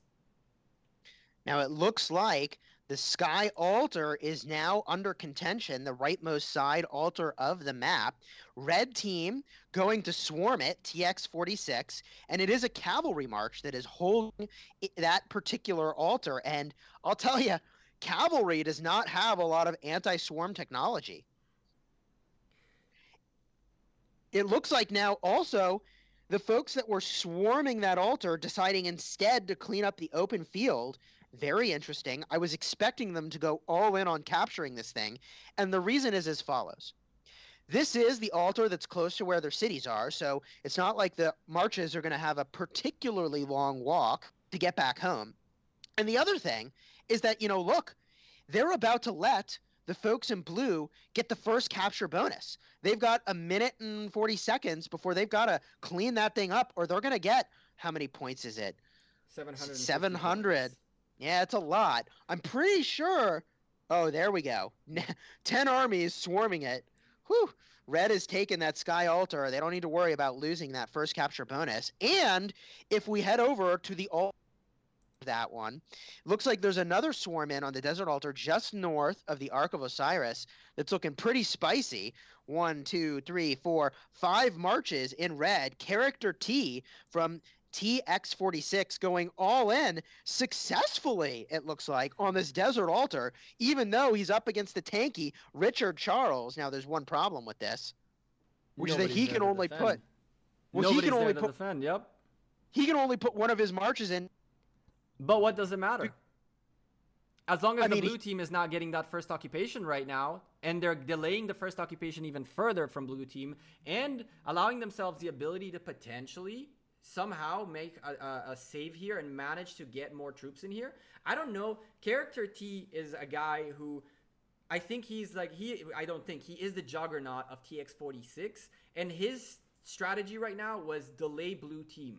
And you can see him still trying to delay blue team by hitting anything that's hitting these buildings. He's really not trying to hold on to the building by himself. All he's doing, hopefully, maybe he will hold on to it by himself, but right now it's all about stalling the blue team and letting his team march forward. Indeed, he is using 5 full marches of cavalry, by the way. All T5 cavalry. That is pretty impressive. That's what? 1.55 million T5 cavalry fielding? You want to hear something even more impressive? This gentleman, Character T, is the one guy that, as far as I know, got the fastest 10 maxed out legendary commanders in Rise of Kingdoms that I know of, at least.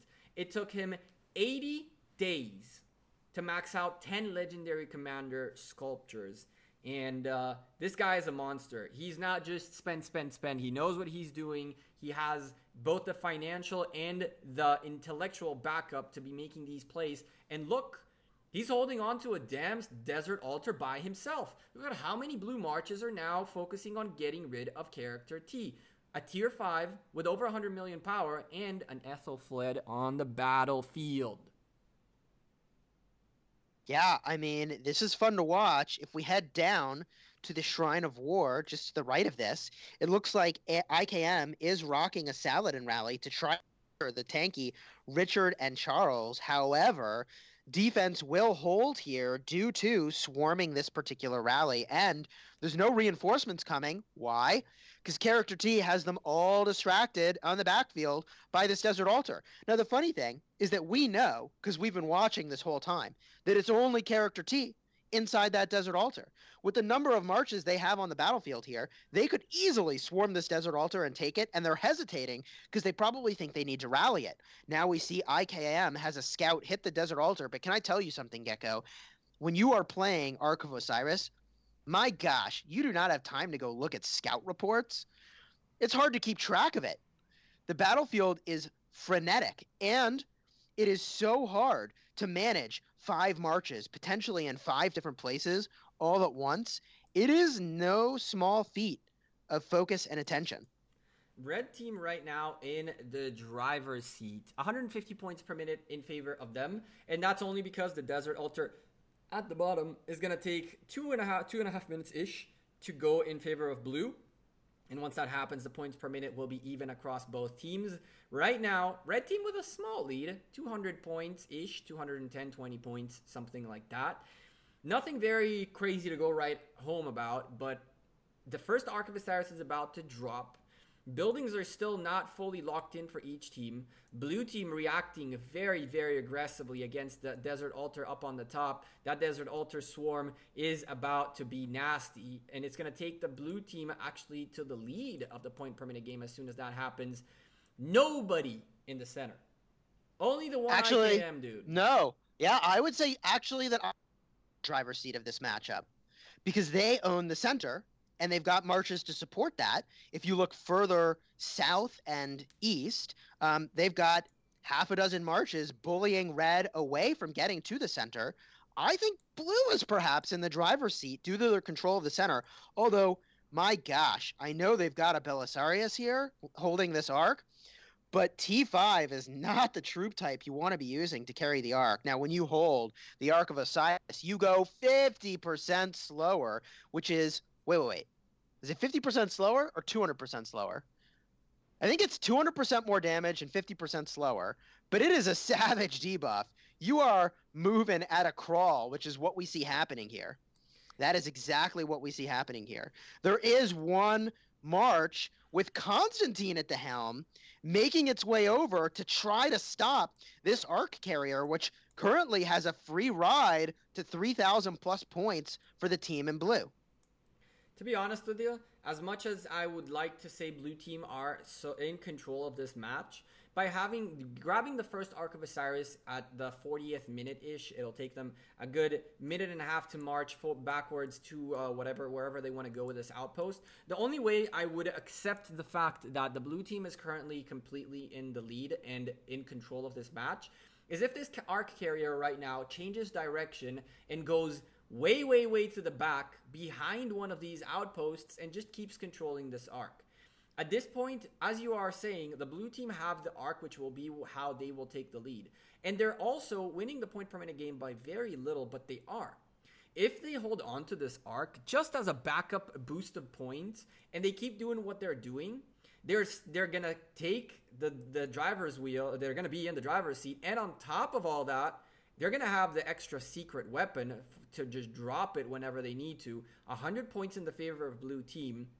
Quite frankly... I read this battlefield differently than you. I see 3 altars in blue's control, and now their points per minute are higher, reflecting the fact that they've just converted one of those altars to be a point-scoring altar, because it takes 3 minutes to convert, and they've got the arc. Right now, blue is driving. And what's interesting is that red has taken the strategy of capturing the Shrines of Life. The thing is, Gecko, and I'm interested in your thoughts on this, Shrine of Life, I do not care about that structure very much. It's worth half as many points as an altar. And healing speed, I mean, come on. These players, do they need to heal? Do they need to heal? So many of them have so many power and troops. I don't think they have that problem. But on the other hand, that's 160 points, the 2 Shrines of Life. Whether they are the best buildings to take or not, imagine a world where they didn't have these buildings because they did not care for them, and blue did have them. That's 150 points less for red, and on top of that, 160 points up for blue. So I understand the point of view of saying you should prioritize altars for points per minute, but I don't think there is any building, including the outposts, by the way, who cannot play a crucial role in a comeback or in dominating a map. And you can see blue team doing that. Even though they had the Ark of Osiris way in their favor, they still went on and picked up the red outpost right next, that's the closest one to the Ark of Osiris, the outpost of Seth, just to make sure. And they taking 30 points away from red team for 3 minutes. I don't see at any point you're taking away points per minute from the opposition. As far as I'm concerned, you're doing good. Well, speaking of taking points away from the opposition, if you head to the Shrine of War, right-hand side of the Ark of Osiris, it looks like there is a rally that's doing pretty well, although reinforcements now arriving for red to try to stop this rally. It is using that anti-healing technology from Saladin to reduce the healing of Richard I, which is pretty sweet. Now they are going to swarm that rally, and good news for the rally leader, Saladin also has anti-swarm technology, taking a solid 30% less skill attack damage. However, it is still going to overpower that rally. The crazy thing here is all of a sudden half of the map is blinking. 2 red buildings versus 2 blue buildings. And you know, this is one of the reasons why I really do like having a little bit of Shrines of Life in my life. The reason for it is, look at, although technically, right, red team right now putting a bit too much effort into holding onto the Shrine of Life, but the matter of the fact that blue team went towards the Shrine of Life and kind of left their altars up for grabs, that could have been an interesting play. Blue team are not doing that, though. Blue team have protection all over their altars, so going for a Shrine of Life is just their way to continually play. And to be honest, I'm starting to see what you're saying, because right now holding onto the Shrine of Life is actually detrimental for the red team, who spent a rally in here, among other marches on the open field, to hold on to 80 points per minute versus mounting a counteroffensive on a 150 point per minute building. Yes, I love the tactic they used. By the way, that is a very sophisticated tactic, rallying a rally. I love that they did that. That is good play. The problem is that I would instead love all those marches to be hitting the Desert Altar, because they desperately need those points. Oh my goodness.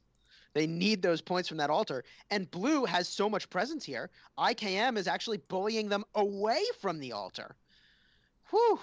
If we head up to the north altar of the Ark of Osiris, it does look like there are some solo marches from Character T still pressuring this one Desert Altar, although he's not going to be able to take it.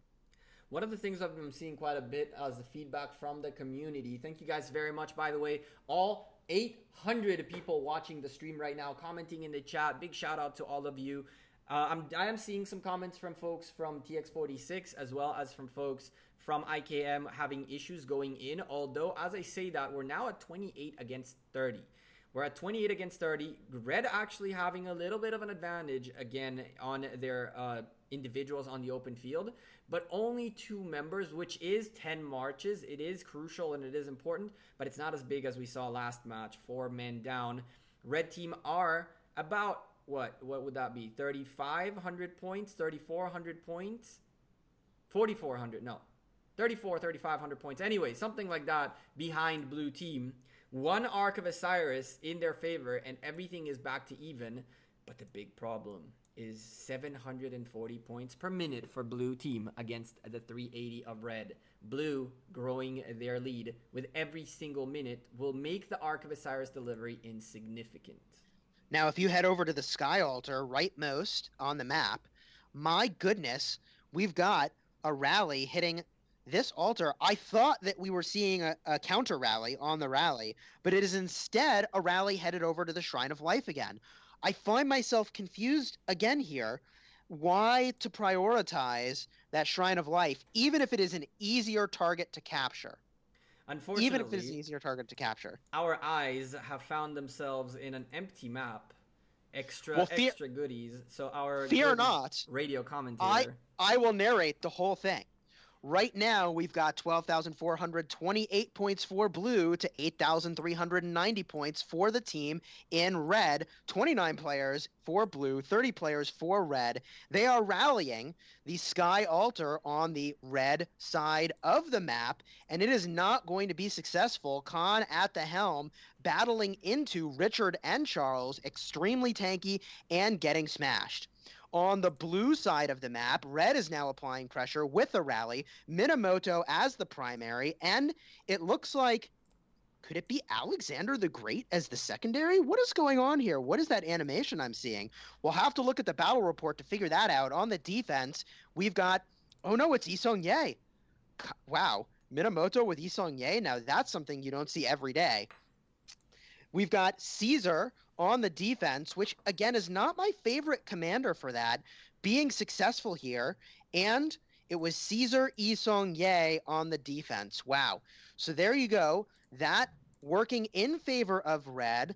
The score now 13,250 for blue, 8,800 for red. Blue pulling away with 770 points per minute, red getting only 380 points per minute, and blue now solidly in control of the Temple of Osiris area. 1 minute and 50 seconds until that spawns in, and blue marches pouring in like water to fill in that Temple of Osiris area, and also battling at the bottleneck where red would enter into the Temple of Osiris area to make a contention.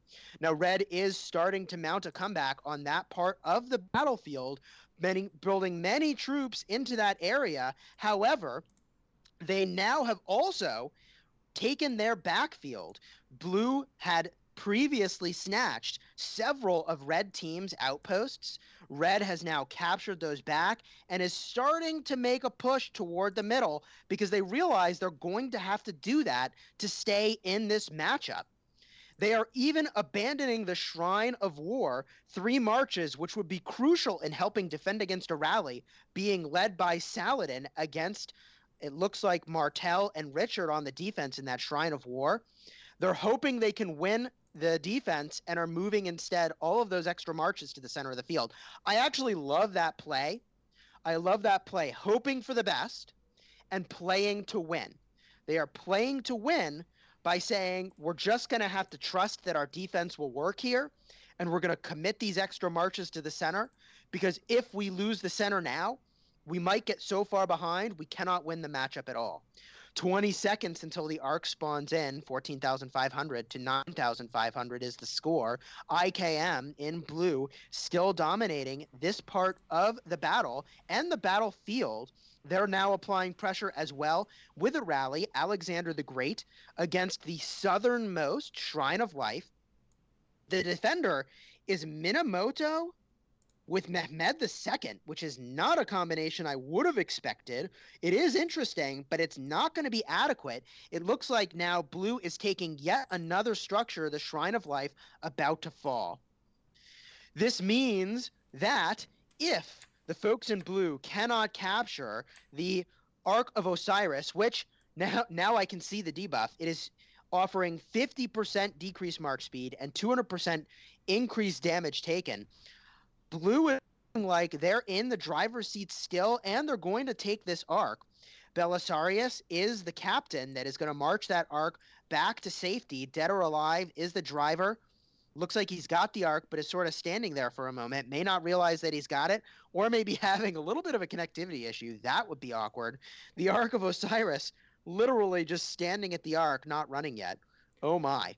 And the one thing see is if you take a look at the right side as we are back on stream chat, I apologize for all of you beautiful people who didn't get to see a little bit of Chiskel's wonderful, crazy radio type of casting right there. We're back with our eyes in the sky, and now if you look at the bottom of the the Ark of Osiris, it's still not moving, and a lot of red presence trying to break into the middle, but blue have already set themselves up so far in the front that there is really no hope for red team to pick up this arc at this point in time. They really need to start figuring out how they can counter this insane lead that the blue team has on them. It's either they give up on the arc right now and start going hard on buildings, or they go all in on this arc right now and hope for the best. because the points per minute game keeps giving blue team more and more of a lead as time goes by. And on top of that, they keep taking these arcs. Nothing is working for red team, and they really have to figure out how to adapt on the fly and step it up before it'll be too late. 31 minutes and 30 seconds remaining in this match. There's still a little bit of time left to work with, but red team really need to start stepping it up, and stepping it up right now. Well, speaking of stepping it up, Character T bringing all 5 of his marches, murder ball style, into the center. We've got, it looks like, Fled as well, present for the debuffs. I'm not saying that I think that's totally worth it. No, wait. That's exactly what I'm saying.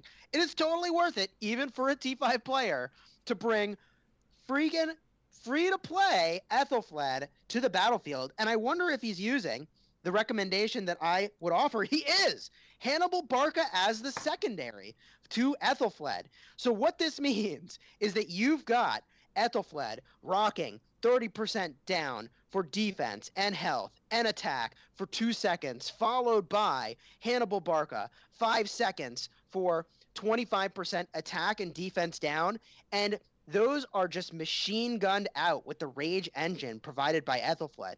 That said, Character T, with the minimal amount of support that he's getting in this center fray, is not going to be able to break up the blue force that is still growing in the center, even though Dead or Alive is standing there with the Ark at the Temple of Osiris.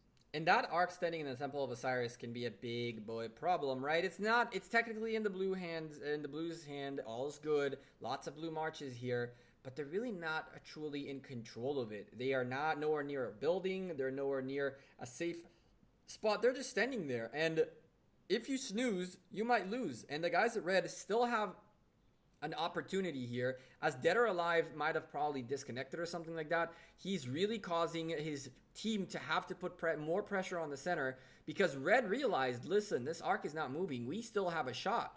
And it looks like red is slowly trying to make its way. Character T starting it up, and hopefully more of his team will show up to try to do something with this arc. But honestly, right now, not enough blue buildings are blinking, not enough rallies are being set, and red team, almost 7,000 points behind, is looking for any way out.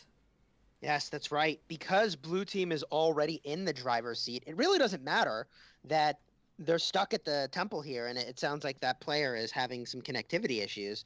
It really doesn't matter for them, because they're winning by 500 points a minute, now 400 points a minute, that they stall. So, yeah, this is not the place that I would store the Ark if I was stalling, but the fact that they're stalling is totally fine. It's totally fine. To your point, red needs to step it up. Now, what would need to happen for red to win from this position? A couple things.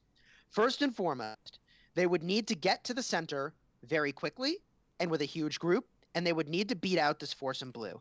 To do that, I think they actually need to gather by their outpost of Seth, get a huge mass of them, then push their way into the center to battle all these armies, because there are about 20 armies.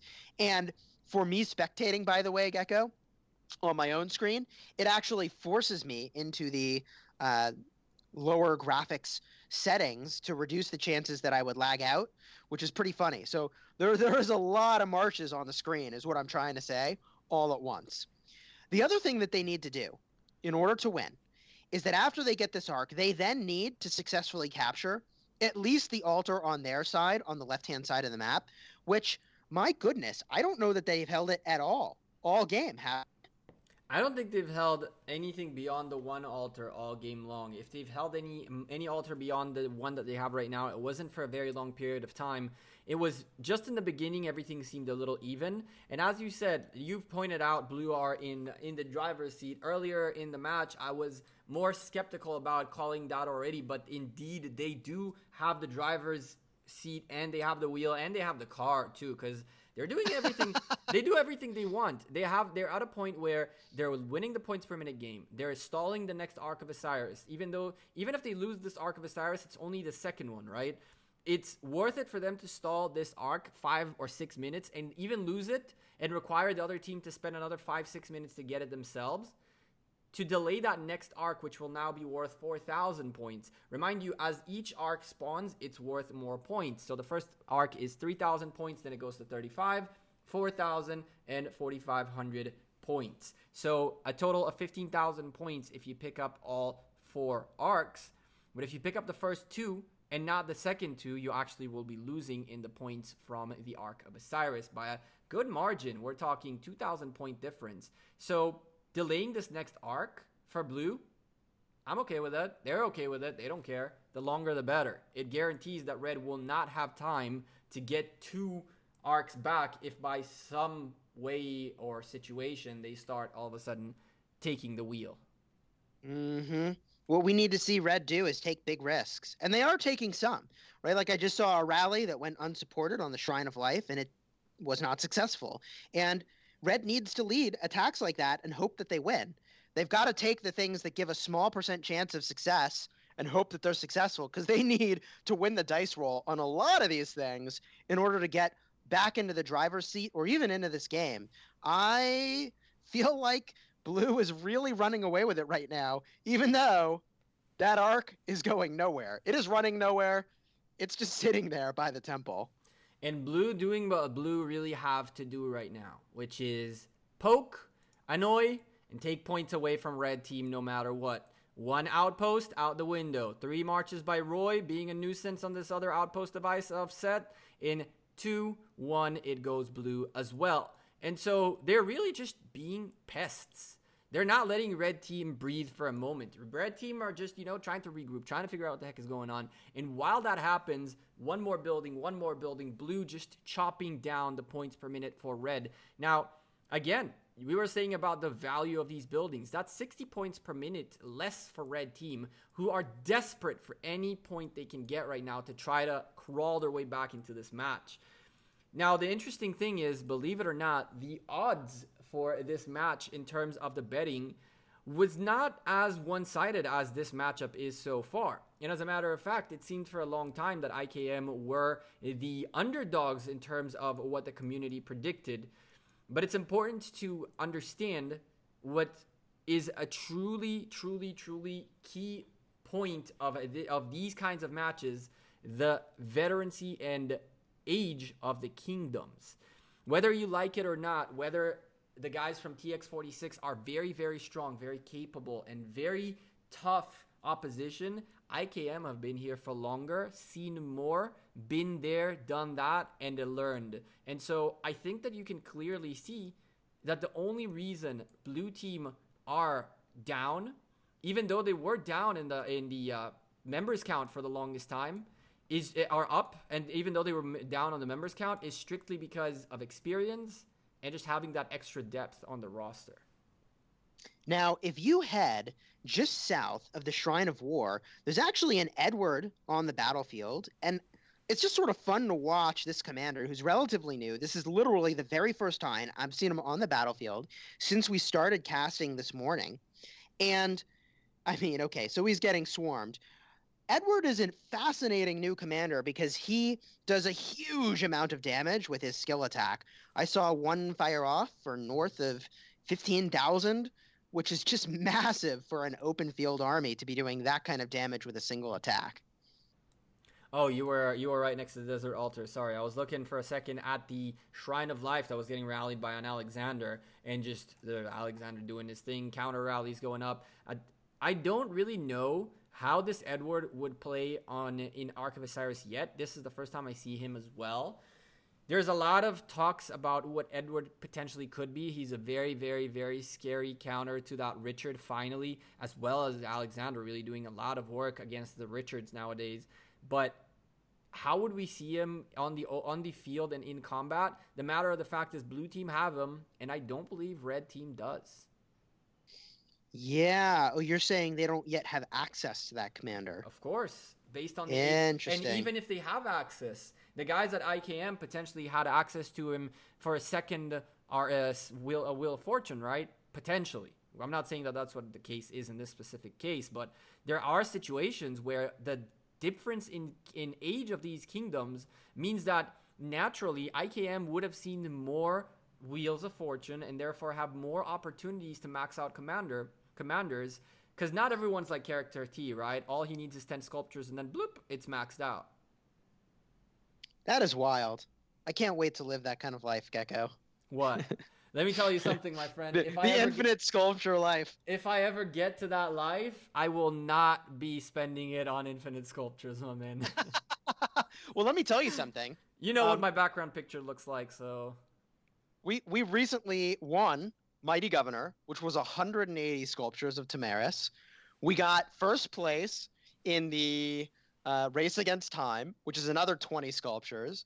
We got 30 sculptures from the recharge rewards over the last week. It is in Chisquel Town. I've been pretty happy about that.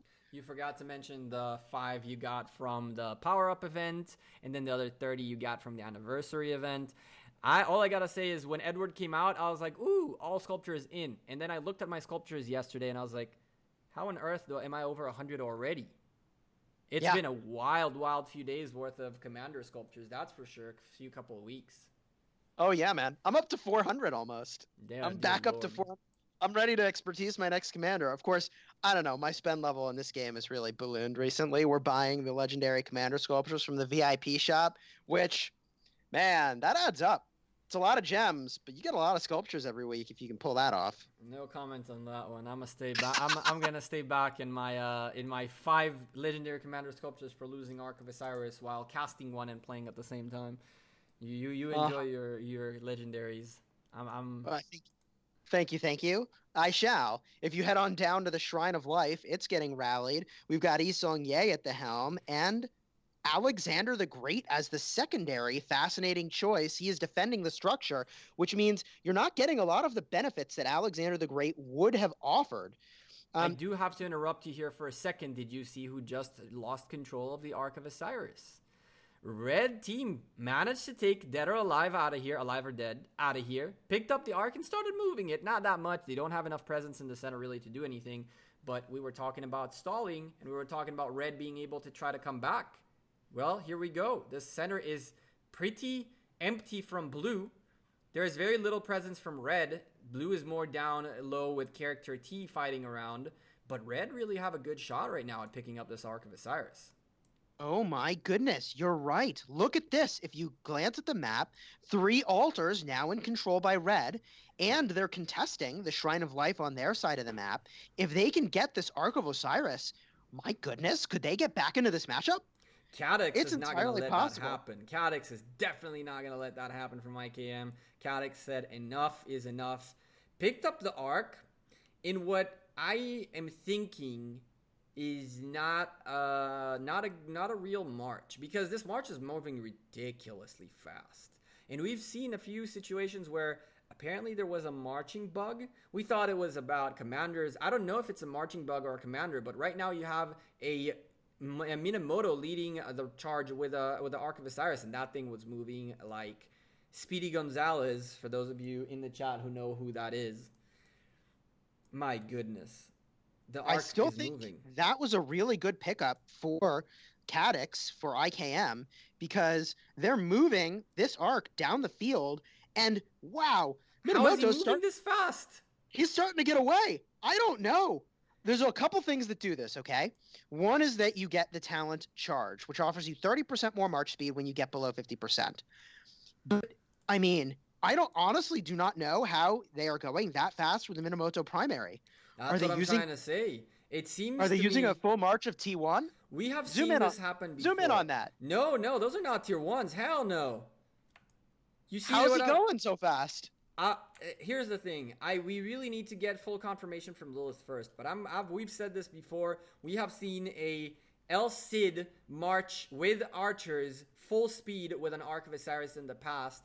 People said it's the talents, it's the skills, it's the whatever. I don't know, my man. With the amount of speed we saw out of that Minamoto, I think that march was very, very, very bugged. It was not getting debuffed by that Ark.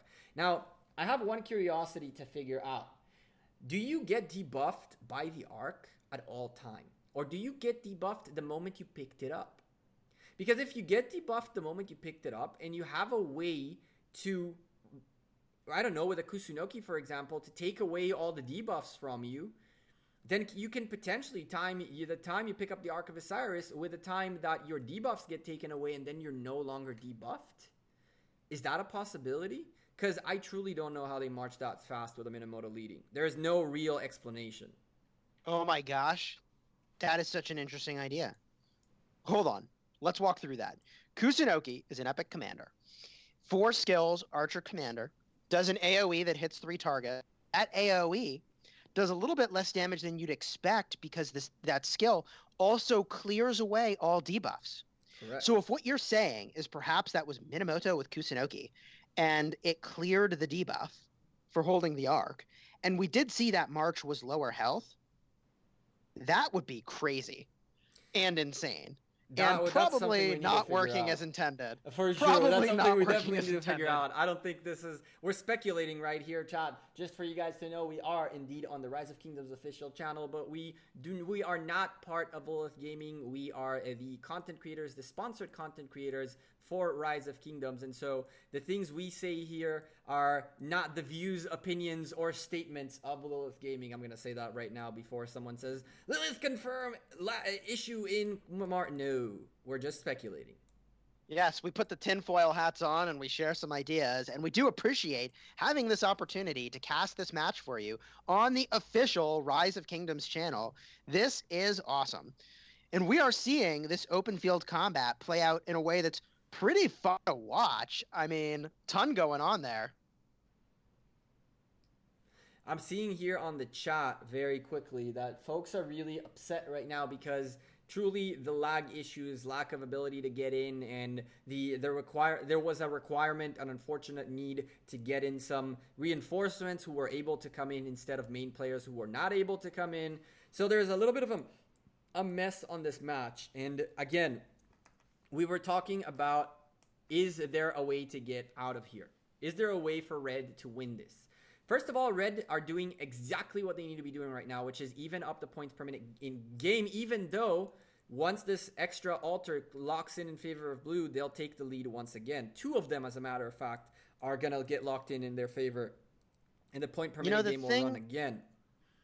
The thing I can't figure out is that I see now there's another rally on the Shrine of Life, and that just doesn't seem like the thing that TX46 should be committing 4 to 5 marches to for the duration of this match. I would probably pick a different structure.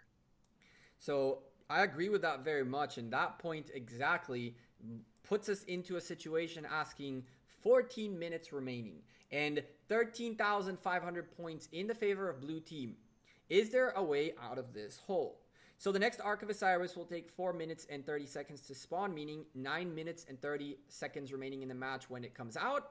And another 2 or 3 minutes worth of a march means they still have a time. Red does have a time to pick up 1 Ark of Osiris worth 4,000 points. But how do you close the other 9,000? With 13 minutes remaining on the match, even if Red right now took the whole map, it'll take them 3 minutes to get all the points in their favor, and at 1180 points per minute, that's really the only way they can get out of here, by taking on the full map right now.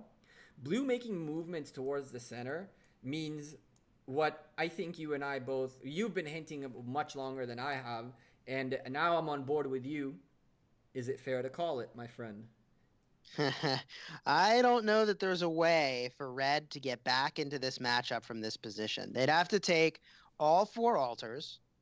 They'd then have to move every single arc, and there's just not enough time. There's only 1 arc left to potentially even hit the scoreboard. And with the presence that Blue already has by the Temple of Osiris, even though Red is also there, the fact that it's in contention means there's no way that after 3 minutes of fighting and then it spawns, they're going to be able to clear things out and march it down the field.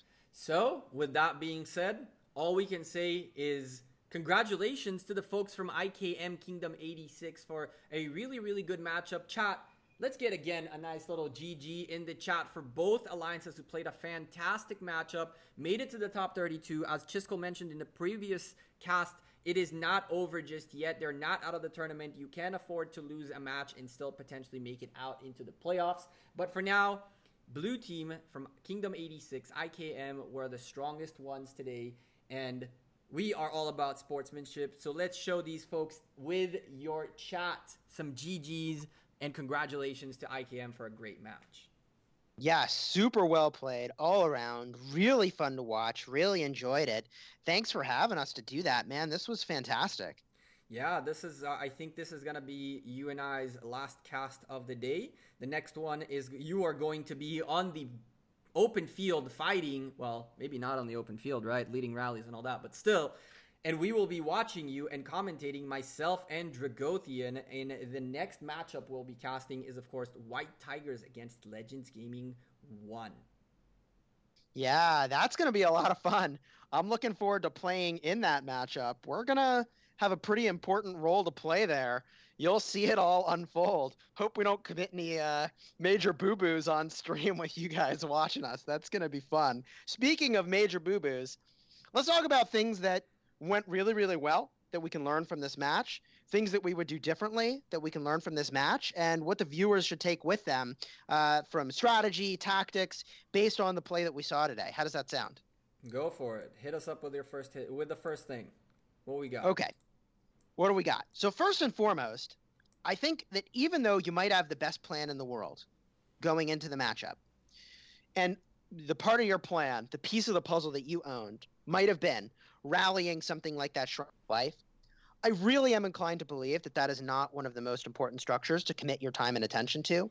And this idea of march management, the idea that you need to have your marches in the right places at the right times because they're really limited. You only have so many. Is that you have to be flexible enough to adjust that plan based on what's happening on the battlefield and to focus on the structures that matter the most. Because 5 to 10 marches on the wrong target may mean that you lose that target. You could have won something more important. So that, I think, is one big takeaway, is to have that prioritization with the flexibility to adjust your plan as you go. Sorry, go ahead, Gecko.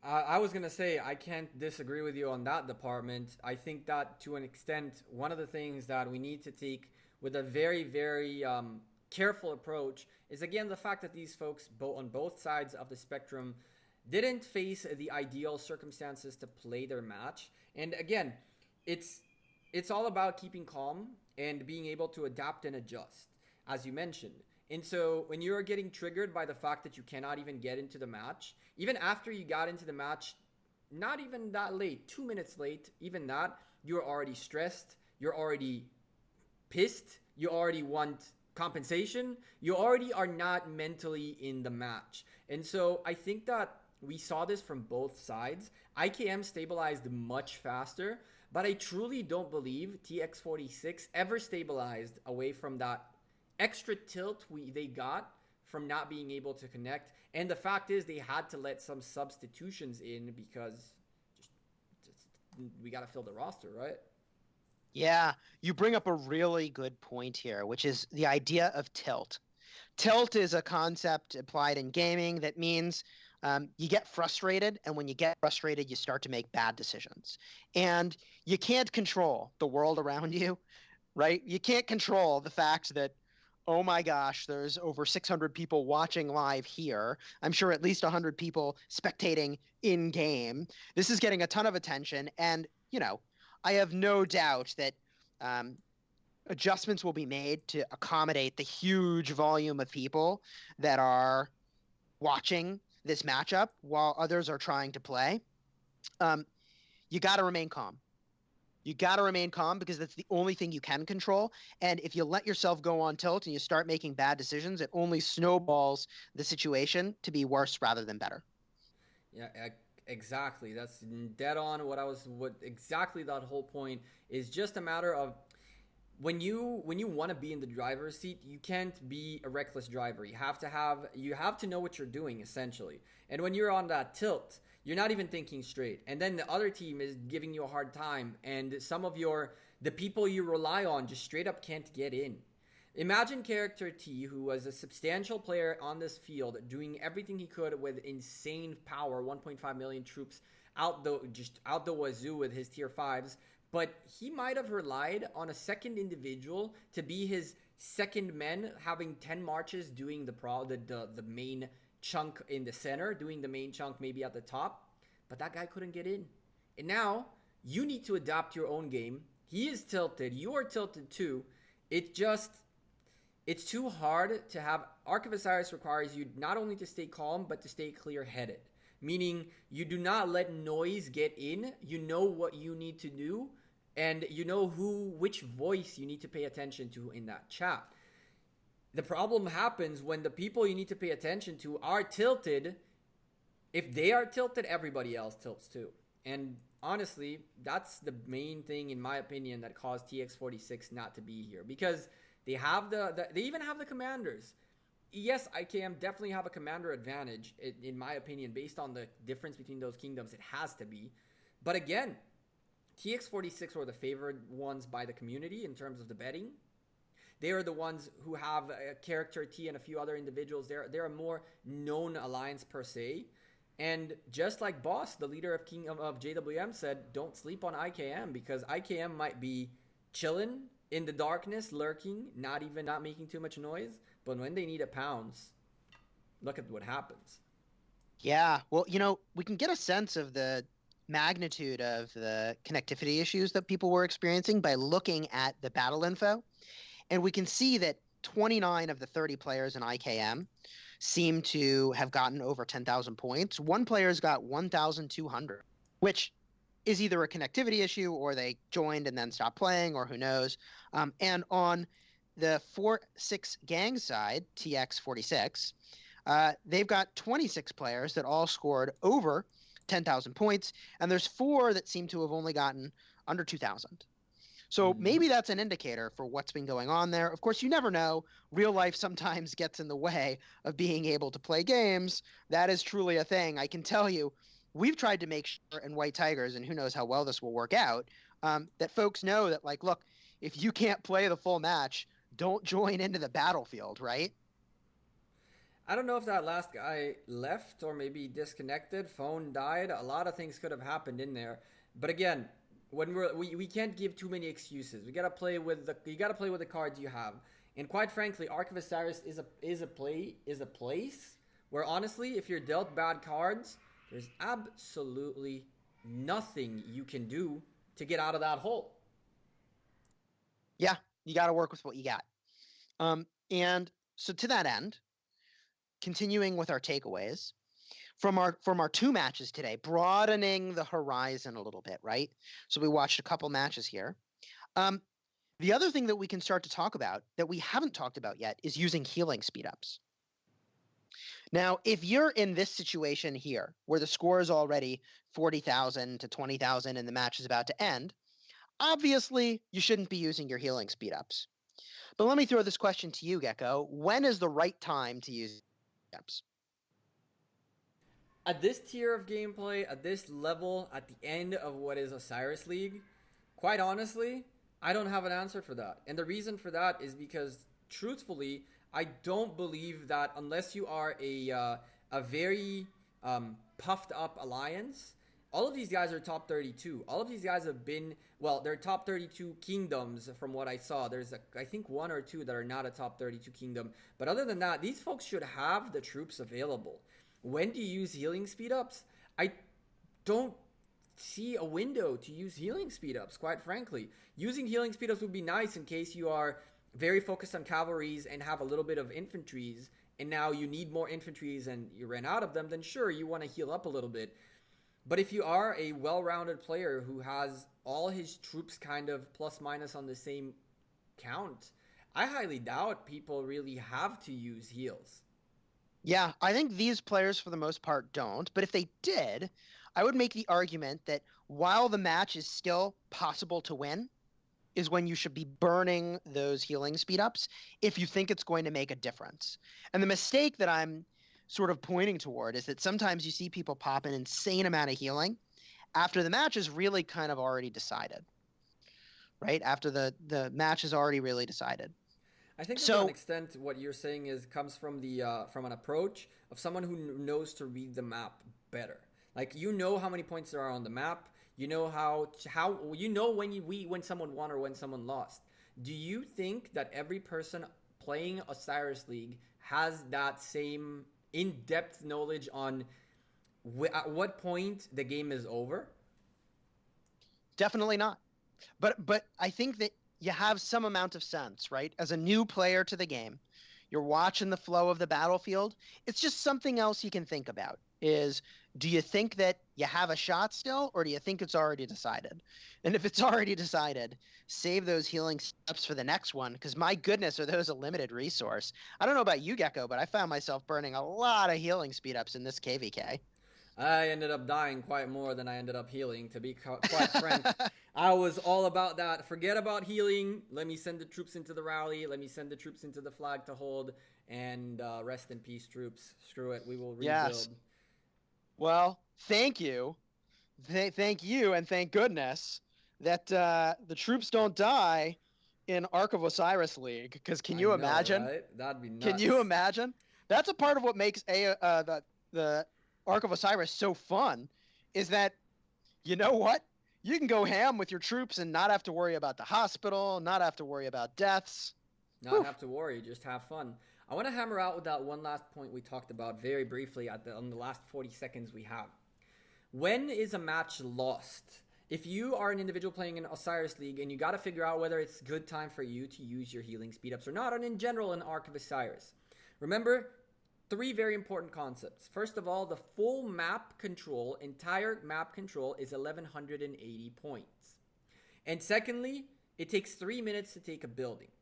And so when you look at the points per minute you look at the difference between your team and their team, you can end the time left. You can make a very good educated guess based on how long would it take you guys to take the rest of the map, plus 3 minutes. How long is left, and what's the Ark of Osiris looking like? That was point number 3. And so it's not very difficult to know whether you have crossed that line or not. You just need to know the 3 basic things. How's the Ark looking like? Who has it? Who had it? What's the situation in the center? How many points do you have right now, and how long would it take you to take the whole map to get to those 1180 points? And if you do that, do you have enough time left?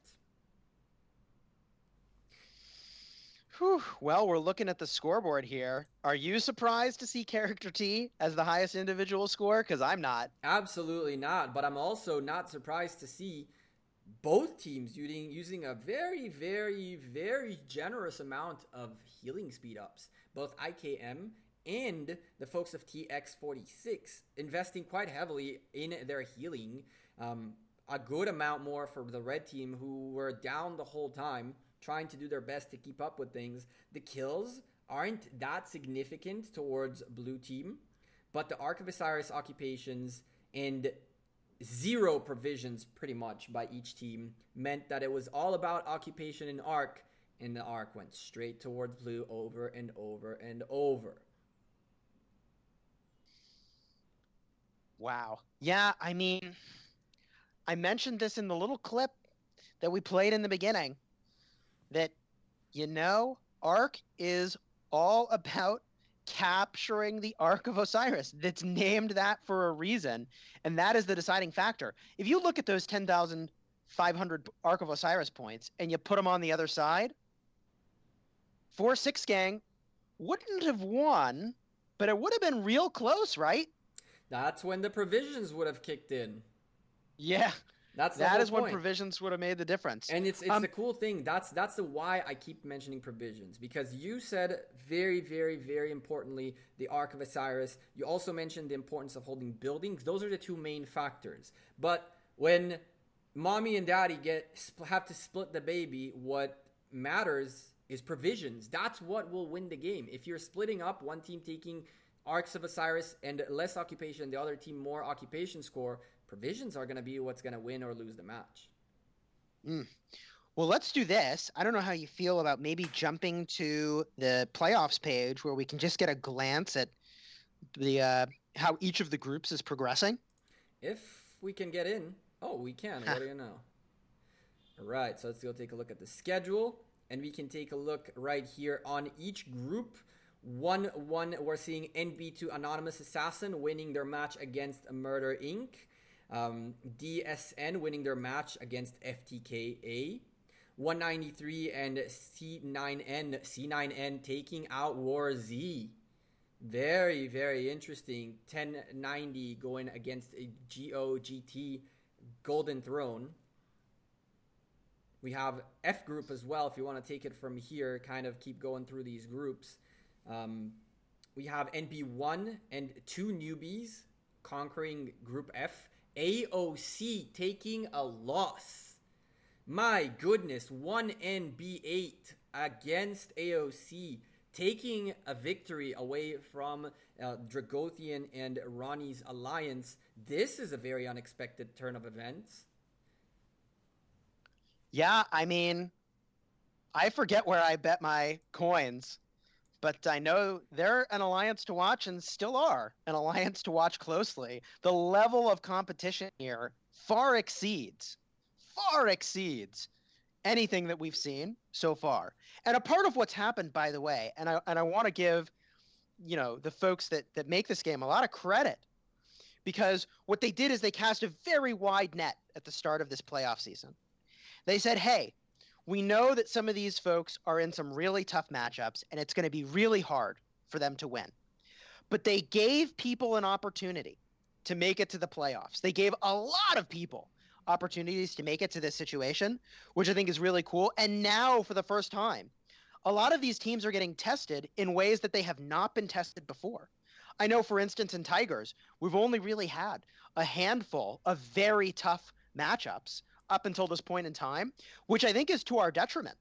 I think it would have been better if we would have been challenged with very, very hard battles and pushed to our limits, because it is through those tough situations that the skill is forged, my friend, and that you get really, really strong and honed in your strategy.